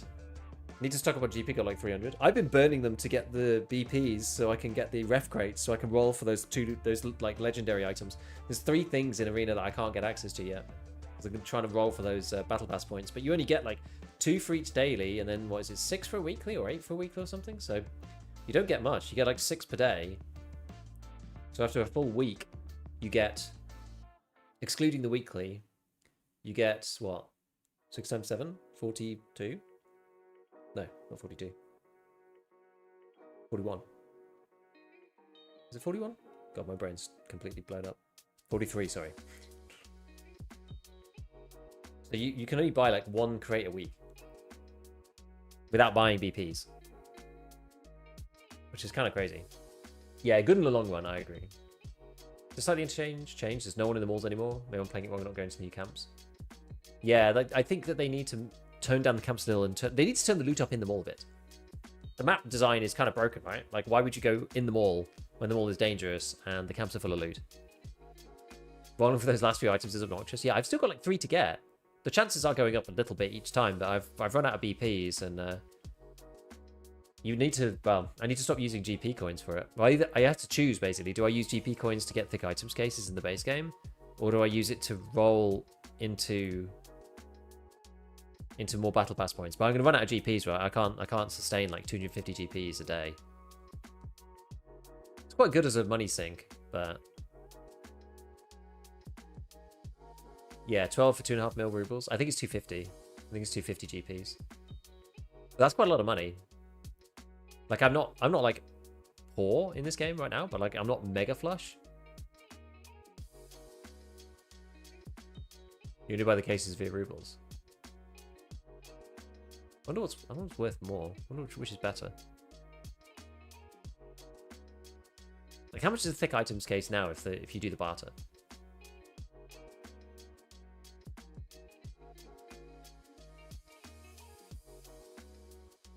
Because I wonder which way is better, whether it's better off, whether you're better off like burning certain amounts of money or GPs to get the battle pass things. Because I do want to finish. I mean, seeing as how the battle pass went last time.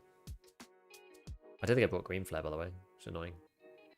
But yeah, seeing as how the battle pass went last time, we probably got a while, but even still. I feel like you can get rubles quicker, since like 200k per win on teamfight. Yeah, and same with Checkpoint, which is the one I play. And GPs are quests. Yeah, you're like, GPs are limited, aren't they? Lagers are fully limited. GPs are sort of partially limited. Got like 450 uncollected GPs in the battle pass.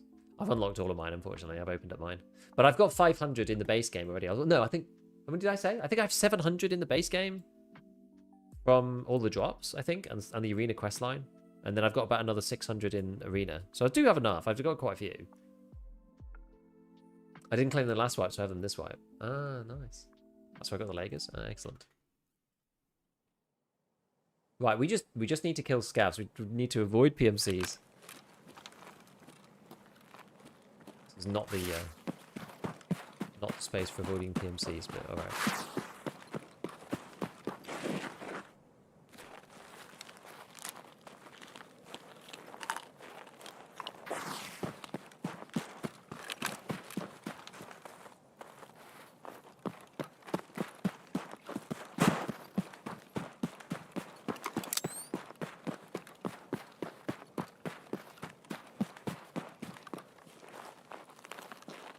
Can actually see a lot more easily now. Oh. Bullets crack a buggerino.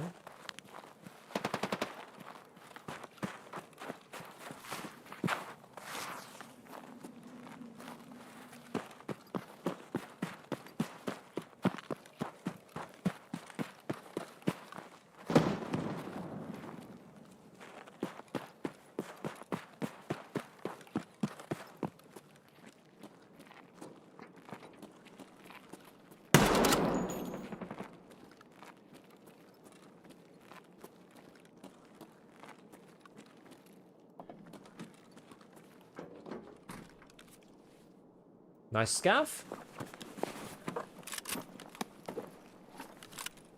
So I'll take that.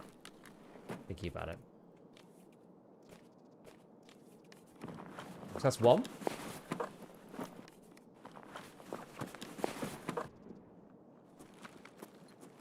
Thank you for the YouTube guys. No worries, Walker. By the way, they only do arena tournaments now. Your team tournaments are way more interesting. Yeah, maybe. Some of the arena tournaments, some of the EFT tournaments were quite fun, yeah.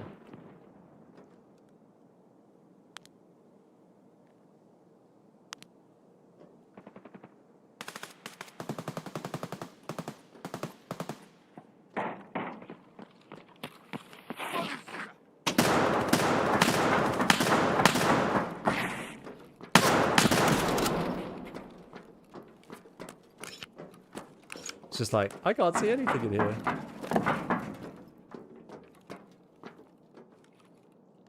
Oh no, facing towards this building.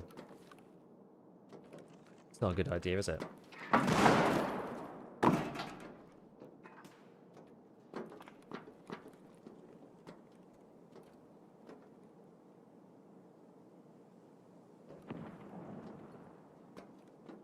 Get the other side.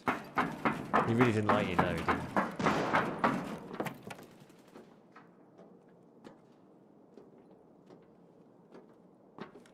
How bright is it in here? Not that bright. It's probably quite hard to see me, actually.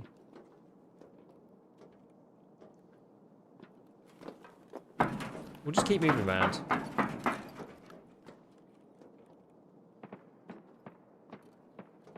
That's actually behind me. So we've got two.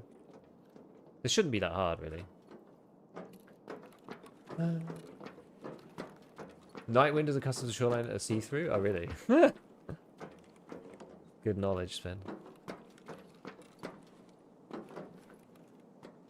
Good knowledge.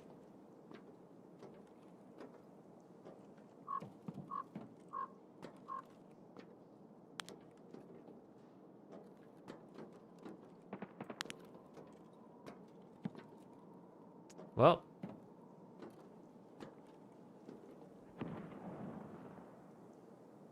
Just gotta wait for a few more scavs to show up, I think. Over by Fortress or wherever. We'll look out this window. We'll probably get more Gold, please.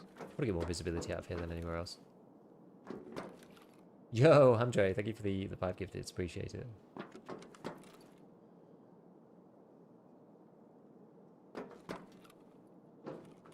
No sniper scav, right? I think so.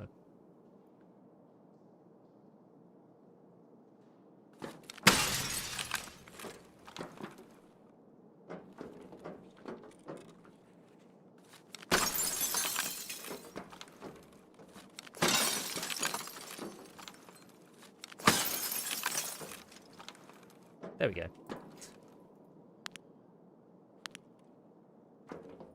Holy FPS, though. Looking this direction is always rough. Can you break these? No.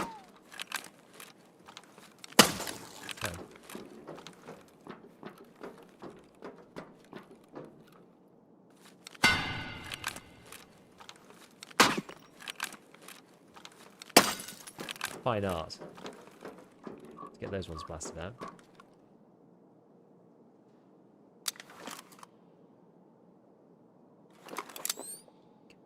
Now it'd be dark.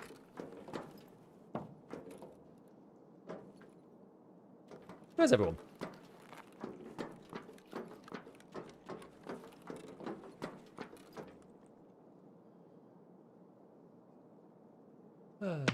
Trying to get into Tarkov content creation.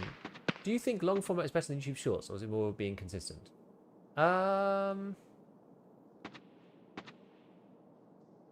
think it depends. I hit 270 subs, and that's for the past month, trying to figure out what I'm doing wrong. I wouldn't say 270 subs is doing anything wrong, per se. 270 subs in a month is pretty good, early on. To be fair.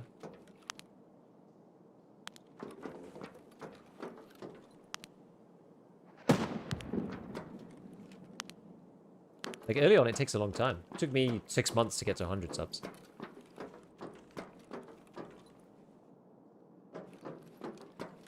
I don't know. I think, like, long form, I think, is the way, really, in general. But shorts... Shorts, I think it's... So what I would do is you got to think about shorts and long form as different. Because a lot of people who watch long form don't actually watch shorts or don't want to watch shorts. So you kind of got to think about them as separate mediums. Like, some people who watch shorts will watch the long form as well. But often, like, people watch them for different reasons. So there tends not to be that much synergy between the two of them. So you kind of, like, if you sort of want to decide, like, do you want to make short form content or do you want to make long form content?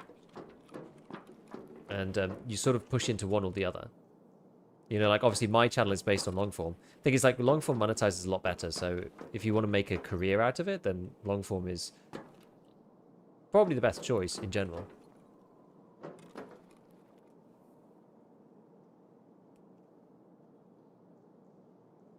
There's a reason there's an add-on to block shorts. Yeah.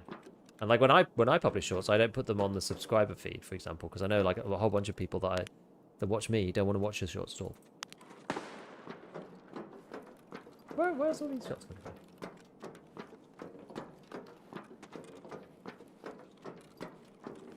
Yeah, it is hard putting all that work in for it to not perform. But like, that's like kind of just like the game, if that makes sense, right? That's kind of just like, that kind of is just like it. That just is how it works. And you're not going to get traction straight away unless you really hit on something. Being an overnight success is very rare.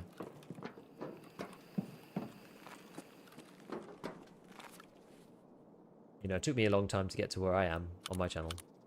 Like, for most people, it just takes them a long time.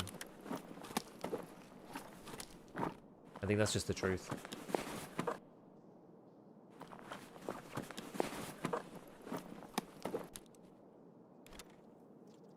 And yeah, finding the right cadence with which to publish is like part of the process. It's like, how often do I want to publish? Like, how often can... Well, and the idea is basically like publish as often as you can, based on the sort of style that you've gone for. It's not that easy, right? Because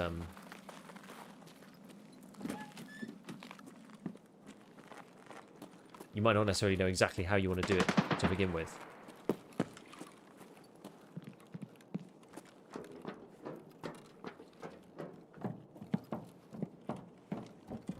I mean, the bread and butter of the platform, I think like what Axel's saying, like, the bread and butter of the YouTube platform is kind of the 8 to 15 minute video. Like, people don't really want to watch Let's Plays. Like, ultimately, you just need to be providing value to people one way or another. Yep.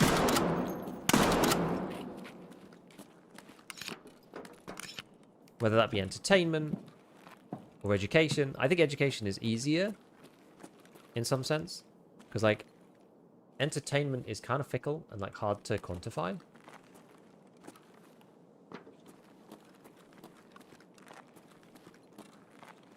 BSG change add new spawns to shoreline? Not sure. So that's 3. At this point, we should probably just start pathing through the rest of the map. Given that I didn't bring the green flare. Like, we got to go through the whole map anyway, so we'll probably just see scavs on the way.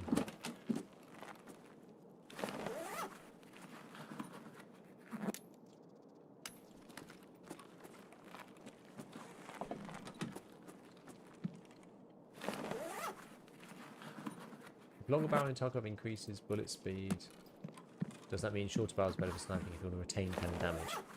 Thing is, you get slower. You actually do get slower bullet velocity, so you still have to suffer the slower bullet velocity itself, right? Which itself can make sniping harder. I still think, I think you don't want to overthink it.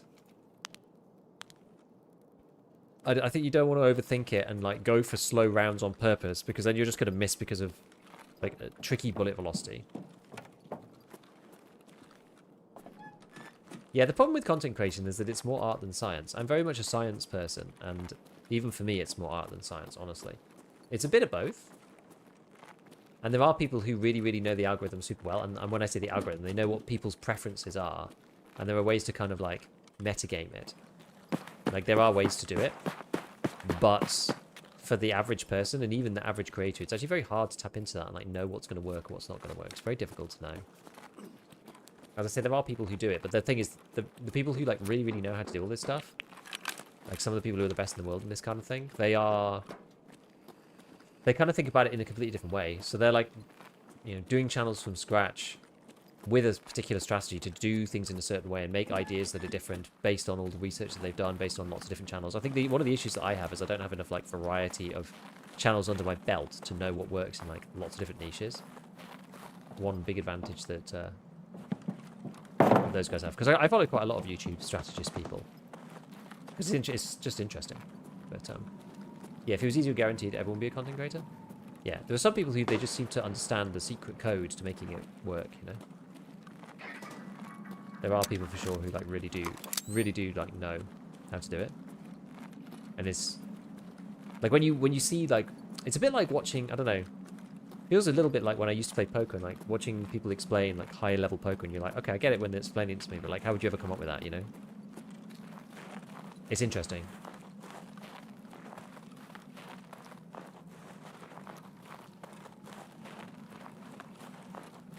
Yeah, so like, and especially at first, so quality is more important than quantity initially, purely because you need repetitions on what works, what you like making, what you don't like making, like how different types of content are either easier or harder to make, because that's important too. You know, some content is just hard to make. Like relatively, things that seem relatively basic or like are going to be relatively easy actually end up being a right faff, right? Like, oh, I'm going to make a, for example, I'm going to make a map guide. I'm going to make a map guide, and I'm going to put my current location on this map guide as like a little mini map with a dot on it, so that people can see exactly what I'm talking about at all times. It's like that. That seems like a great idea until you actually try to edit the damn thing, and it takes you an eternity.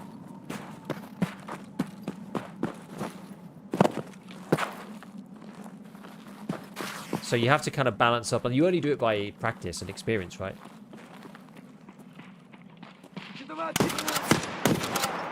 So you have to basically go like, you know,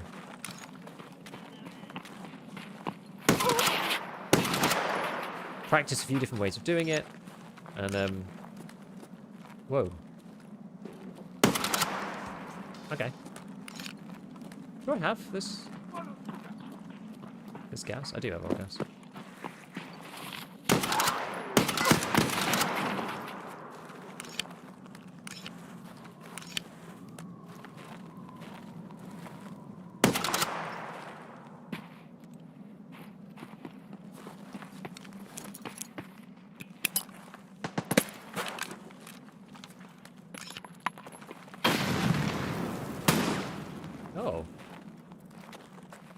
player.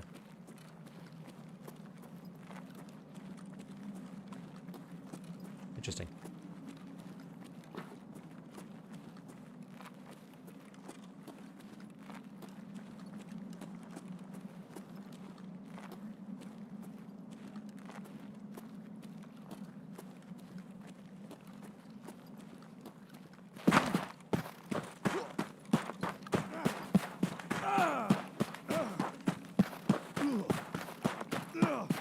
I bank that we can just get out of here before he comes and kills us.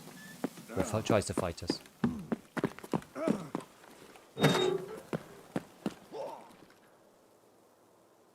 Look, one of those shown you can make someone new channels hit a million in a short amount of time, just following aggro created. I think it's like, well, once you know how to do it, then it gets easier. Like it's getting easier for me too, but I wouldn't say I'm an expert at like starting new channels, for example.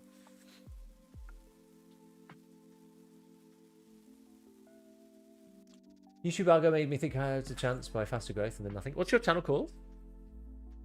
Darkles? Is it just your name? Is it your same as your username?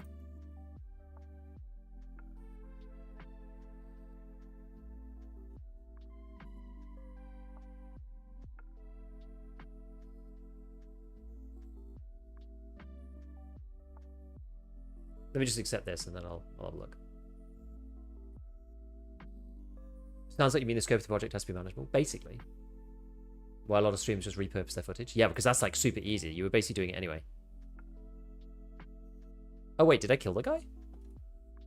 Huh. Did I kill the guy with the nade?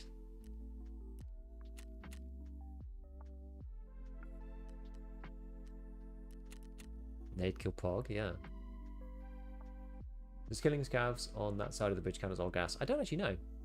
Yeah, I do have the old gas quest, so we'll have to see.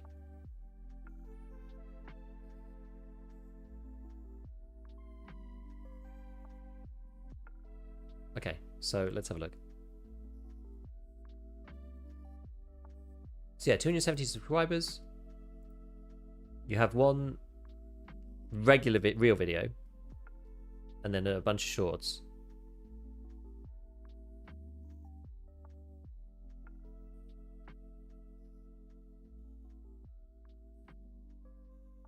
These are not. Yeah, you got some ones with like okay views on.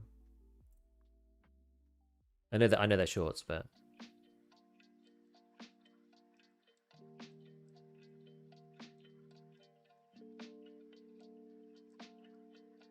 I think like the most important thing I would say about all of like content creation and video stuff. Shorts is slightly different.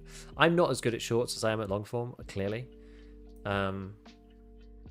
Shorts is a bit weird. Shorts is weird because it all comes down like but it's still the same at the end of the day. It all comes down to the idea behind the video, and you can make more ideas with shorts, but it still is the same thing. So in shorts, and I'm not saying that I necessarily know how to do this particularly. I actually don't really do this. I just tend to repurpose stuff for shorts because it's not my main focus. I'm not a shorts creator expecting to get like 100 million views or something. Like the shorts are recycled, a bit like what Axel's saying on Twitch. But yeah, the idea behind the video is what will drive people to watch it. So on long form, long form has more of a concept of packaging. So like this hardcore wipe experience. So the idea is like if I'm just a viewer and I see this pop up right, on my homepage, right? This video pops up amongst other things. What's going to make me watch this video versus other things? And there's a huge element of psychology within YouTube videos. So it's within a glance, the viewer sort of sees like the thumbnail, the text on the thumbnail, the title itself, like when it was posted, how many views it has, and what the length is. And all of these things kind of go into deciding whether you're gonna watch or not. Interestingly, like so a lot of people think it's just like thumbnail and title, but it's also other things. Like if this is an hour long, I'm probably not gonna watch it because it's just not the type of content I really watch. If it's like 8 minutes, I might watch it. But like what's the thing in this sort of packaging, as we call it, that's going to make somebody click on this over all the other stuff? And that's hard. That's really hard. I don't have a good answer for you, but that's the reason people click in the first place. And then the reason people stay is because of the idea and the how the idea is fleshed out, like how you have your hook to make people want to stay. You know, you make the idea seem interesting, or you're saying, you know, challenges are an easy example where it's like, you know, you're trying to do, I don't know, get to level 40. Like Jesse's a perfect example of this actually. Jesse's got quite a few videos like this. So rather than it being like the hardcore wipe, Jesse's ones will be like this. Like forget hardcore, return to memes, for example. And it's an hour long, and it's him using stupid guns. And it's like, okay, maybe I'd watch that. Or like, oh, I got to level 15 only using a shotgun. Like challenges are an easy way to like hijack the like attention of the audience, because they see something that they wouldn't do, and they think, oh, I wonder how they got on with that. You know, Jesse's got some good stuff here actually. He's done this one a few times, and it's gone well for him before, so he's done it again, like this one. So this got 1 million views, which is getting to level 15 only with pistols. It's quite a simple idea, but then it was edited quite well. Do I have to scrap my cat as a thumbnail? Not necessarily. Not necessarily. That might draw people in.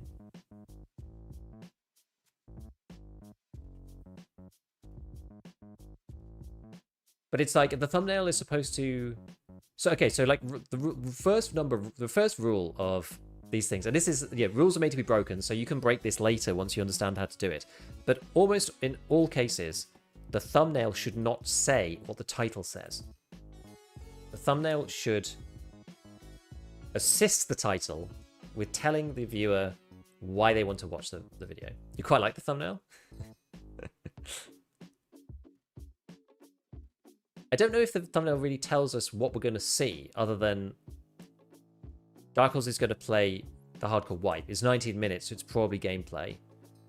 100% boss spawn, so he probably is fighting bosses early on, I would imagine. Like, so the way that I think about these things,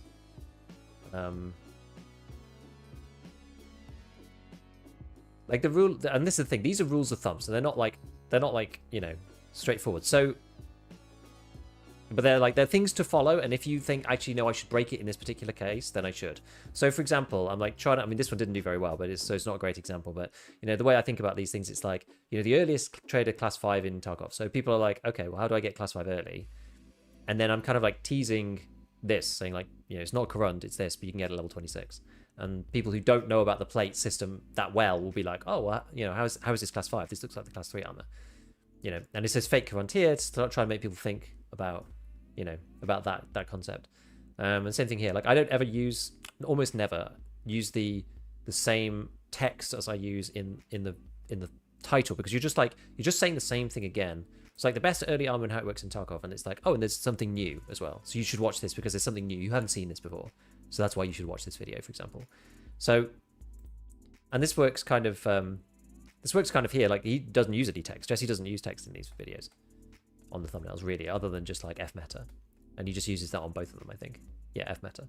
So the shotguns then, it's like how I got to level 15 in shotguns. So this explains like what was happening, and this kind of is to try and catch your eye and to like make the point of like, yeah, we literally only use shotguns. It's just a shotgun. It's just pistols. And it's cool. It looks different to the other Tarkov thumbnails, so it kind of draws the eye in. There's some like art psychology in there as well. You kind of got to make stuff stand out. Like maybe if you gave like even just giving it a bit of an outline or whatever. I find often, so one thing that I often find is that picture backgrounds do really badly in general. So you'll probably find that like any other thumbnail you'll find, the background is blurred, it's out of focus, it's easier on the eye, and so it makes the foreground stuff pop. It's quite hard to see this element, like the cat element, from this far away at a glance, because it's all the same, and it's also the same like saturation level as well, the same brightness, the same contrast. Like these aren't highlighted really. Like the boss spawn one is in red, sure, but you could like have a highlight around it. You could desaturate the background and saturate the cat, for example.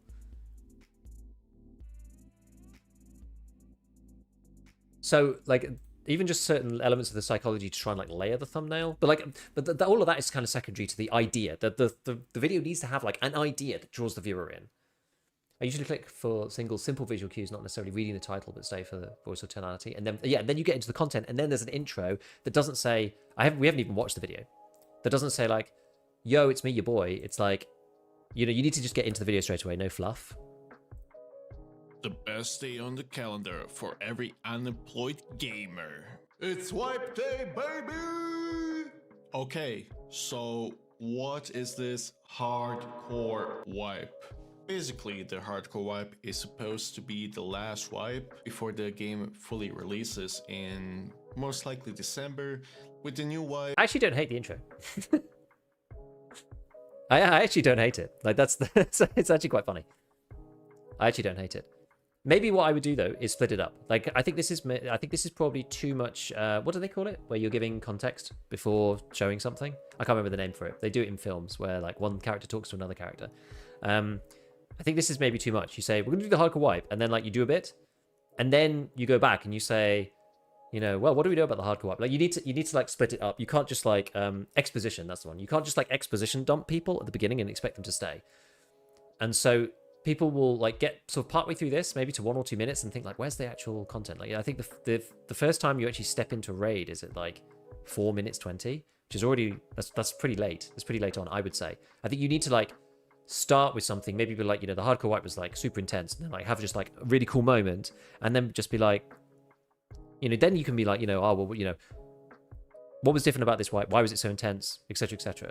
Like some of these videos do actually work for like non-Tarkov playing audiences because people like to watch Tarkov, they don't necessarily play. There's actually quite a lot of people who watch and don't play. You can see this on someone like Ramen Style. Like lots of people who watch Ramen Style's videos, especially the ones that do well, the ones that do really, really well. Like a lot of these people don't even play Tarkov. But it starts off like this, for example. Right through here. Tarkov is one of the most immersive first-person shooter experiences out there. Most especially its sniper gameplay. And then it's a little bit of gameplay, right? Now I'm a big nerd for immersion. So in today's video, I made myself a challenge. I decided to play Tarkov it's a challenge video. like a real-life sniper. Yeah, so now you're hooked in, right? Because you want to see how it goes. So like that's the deal. That's the deal. It's really hard. There's so many things that go into it. It's so difficult. But you've just got to keep like practicing and trying. I would say keep the videos shorter so you can try more. The thing is you need to make like, especially on long form, like you've made one video so far, and that's great. And I actually quite like the intro. But you need to like mix it up a bit with the pacing and whatever. But just like make another like 40. And then look back and think, okay, what worked, what didn't work, what did I like, what didn't I like, you know, maybe try to emulate some things out of content creators styles that you like, and say I would like to make a video like Ramen Style, like Gigabeef, like General Sam, like Pestily, like whoever. Just like pick some and say, okay, I'd like to make videos like this. Try to use some of those elements, get to the end of like your 30 or 40 videos, and then look back and be like, okay. And that's the thing, don't spend too long. Like obviously don't just make like pure slop, but don't spend too long making them. Like set yourself a challenge, be like, I'm gonna make 2 every week. So that means that I have to set a certain amount of time budget for each one so that I get that done. And then in 15 weeks, yeah, that's going to be like 3 or 4 months. It's still going to take you a while, but I'm going to have 40 videos under my belt. I'm going to know a lot more about all of the whole process, you know, what I like, what I don't like about doing it in the first place, what kind of content I want to make, you know, and then you can be influenced by other people again. It's really hard. Like, honestly, finding your voice and finding like what you want to do is one of the hardest things because you won't know it until you try it, but you don't know what to try because you haven't done it. So it's like this weird circular thing. So you just have to go and do enough reps. And this is why I say quantity is actually more important earlier on than quality, because you're not really looking for views. You're basically going on a journey of discovery to figure out like what you actually like doing, what's hard, what's easy for you, because that's going to be different for different people. Like what's easy for you to do that's hard for others that's also engaging, and then hopefully you'll find something. But it takes a lot of commitment. Like most people spend at least 1 year going through the process before they get like really any success. You might have the odd video that gets above 1,000 views, but it's hard. Yeah, so I use Premiere Pro, but I would use DaVinci Resolve if I was starting again because it's free. I would do that. Don't put the fake reaction faces in the thumbnails. Jesse does that. It's quite funny. I've never done that. Some people it works for, some people they don't. Need to grasp the view in 30 seconds or less. Yes. Big fan of ramen. Yeah, and it's like, and it's not like baiting people. It's just like making something that's engaging. You know, it's like you got to set up. It's all about. People always call it storytelling. But I don't even necessarily like that phrase. Really, it's like you're trying to engage You're just trying to like tell the user or the watcher why this thing is cool or fun or whatever, and like make it an entertaining experience to sit down and watch it. Yeah, Drewski. There's lots of really, really good people. Who else is really good? Swamp Fox. Swamp Fox does a great job. Tulu. Yep, Tulu's awesome creator. Like, I'm pretty poor at that kind of, you know, that's why, like, I personally find, and this is the thing, you've got to find the thing that you're good at, right? Like, I have always liked teaching people. I like nerding out about stuff in games. I always have done. And so I find the process of researching and producing content for education relatively easy. It's easy for me to do it, which is why I started doing it this way in the first place. Because I like doing it, and people don't want to do the research. I'm like, I'm unusual in that, and that I actually enjoy. I was going to do the research anyway for myself, so I may as well do the research for, you know, a load of people who don't want it, who want to know the answer but don't necessarily want to put the time in to do the research because they're, you know, busy with their lives or whatever. I'd probably do it anyway because I'm a huge nerd. Yeah, good at teaching and explaining. I've always done it. I genuinely have always done it. Was I supposed to make something else in here? Can't remember. Yeah, ref prices. Yeah, we can show you a few. Oh, let me just collect this as well. Hold on. Tarkov Shooter 5. Right, we're going to do the sniper scavs now with the bolties, but that's pretty easy. Right, so ref. Just as a final thing. So this is what this is ref's new prices. So, where is M61? M61, 22 GP coins for pack of 20. So it's like a GP coin per bullet kind of thing. I think I'm funny. I wanted to use it as a way to be creative. There's no stand-up clubs where I live. You know what? I envy anybody who does stand-up or wants to do stand-up or like they're good at stand-up. Loads and loads and loads of creators. I've done stand-up before. I'm really good at stand-up. We were talking about Ludwig earlier. He's one of them. Like if you want to be funny, I wouldn't be surprised if Burnt Peanut has done it. You know, like stand-up is like really key if you want to be like an entertainment creator, I think. Like I'm not funny really. You know, I just sometimes people laugh and I don't actually necessarily know why. That happens IRL sometimes. Like my wife will laugh sometimes and I'm just like, I don't even know why it's funny. So sometimes I'm unintentionally funny, but like I find it difficult to be funny on purpose. There's some good stuff in here, and it's a lot cheaper. They changed the. They made the I know it's on level 3. They made this more expensive, the Model 1. But the other stuff is cheaper again. Beauty Vortex didn't drop. What else we got at the top level? Ref 4 looks quite good. It is good. But I mean, you got to remember that the GPs, you're kind of fighting for resource with GPs for other stuff. The one that I don't really like the fact that this comes with classic blades. I find this quite annoying, but...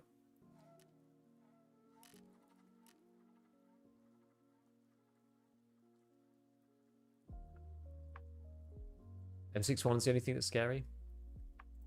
Kinda, yeah. As I said, I don't buy much stuff from here, to be honest with you. I did buy a GPU or two, but then I realized I could just barter them for RAM, for real cash, so that's probably what I'm going to do. A lot of this stuff is like random cosmetics. This is probably the biggest change for me. 3 Lagers and 500 GPs. Does mean I wasted a lot of Lagers, like 3 days ago, but it also makes it easier to get thick cases in the future, if you want to. So they're like literally like... It's 1/3 of the time. As long as you're getting enough GP coins, it's like 1/3 of the time to get each thick, which is kind of insane. And hardcore wipe, I only bought M61 around Labyrinth. No, it makes sense. It makes sense. M61 is like the bullet to buy. Although you can get it through Wet Job, you can just get it in here now. Oh yeah, that's what I wanted to do. I wanted to get M80A1 in here. I wanted to pin it there. There we go. So I want to make this stuff. Only one of these and 2 of these and then some MMA. It's not actually that even that expensive, really. Model 1 price compared to the M4 is kind of funny. Did they make it cheaper still? It was a lot cheaper at one point. Model 165, the M4. I mean, the M4's got a grenade launcher and stuff. I think you can get cheaper M4s, can't you? Maybe not. Can't remember. No, I don't think so, actually. 96. Yeah, I mean, the Model 1 is slightly cheaper, but it is the base gun. Doesn't come with any trimmings, in fairness. Like, this thing is G-Lock, ARE, you know, SE5, Growl. Whereas this thing is just, like, handguard. And a, like, MOE with no butt What part? Right. Did you get teaching experience before university? Sorry, before YouTube, maybe already at university? I think I've always enjoyed it. I like teaching people in general. But I did do some. So even when I was at school, so I taught maths and physics to like in one-on-one sessions to kids who kind of wanted a bit more help when I was in sixth form. And they were in like years 9 and 10. So I did that. When I was at university doing science, I did a whole section, which was like teaching in a local school. So I did that. And then, I used to play strategy games. I used to be a Red Alert 3 strategy like writer for GameReplays.org, like back in the day. So I just have kind of always done it. I've just always done it. It's just something, as I said, it's just something that's come naturally to me. I just like doing it. I like teaching people and having them have that like moment, like, oh yeah. Like that moment of eureka when somebody gets it. Like it's great. I love that. I love teaching people stuff. I think it's super cool. I've always liked it. Right, friends, we're going to go over and see Mr. Ewing Marine. I've got to finish it here. Today is Thursday. I don't know what we're going to do at ScavTalks. We did. Oh, wait, no, sorry, it's Wednesday. So hopefully I'll be back tomorrow then, actually. I'll be back tomorrow. Don't know how old you are, but you definitely look like someone who made Game Back Guys back in the day. Yeah, I'm mid-30s. I'm a bit older than people think normally. Right, either which way. So we got ShooterBorn done. Yes, we got Punisher Part 4 done. Yes, we got Punisher Part 5 half completed. And we got Tarkov Shooter 4, 5 done as well. So we're racing along now. We're off, and it's gonna be glorious. So we're gonna head off into our glorious no ShooterBorn in heaven future, but we do still have to do Psycho Sniper, so we'll see. But it's a little bit less restrictive, right? We can choose any map, we can do Tarkov Shooter as well at the same time, so we'll see. We'll see how it goes. Won't be long, we'll have Capra, I'm sure. Right, well, I hope you have a good day, and go say hi to Ewing over on Twitch, and I'll catch you all later. Peace, guys.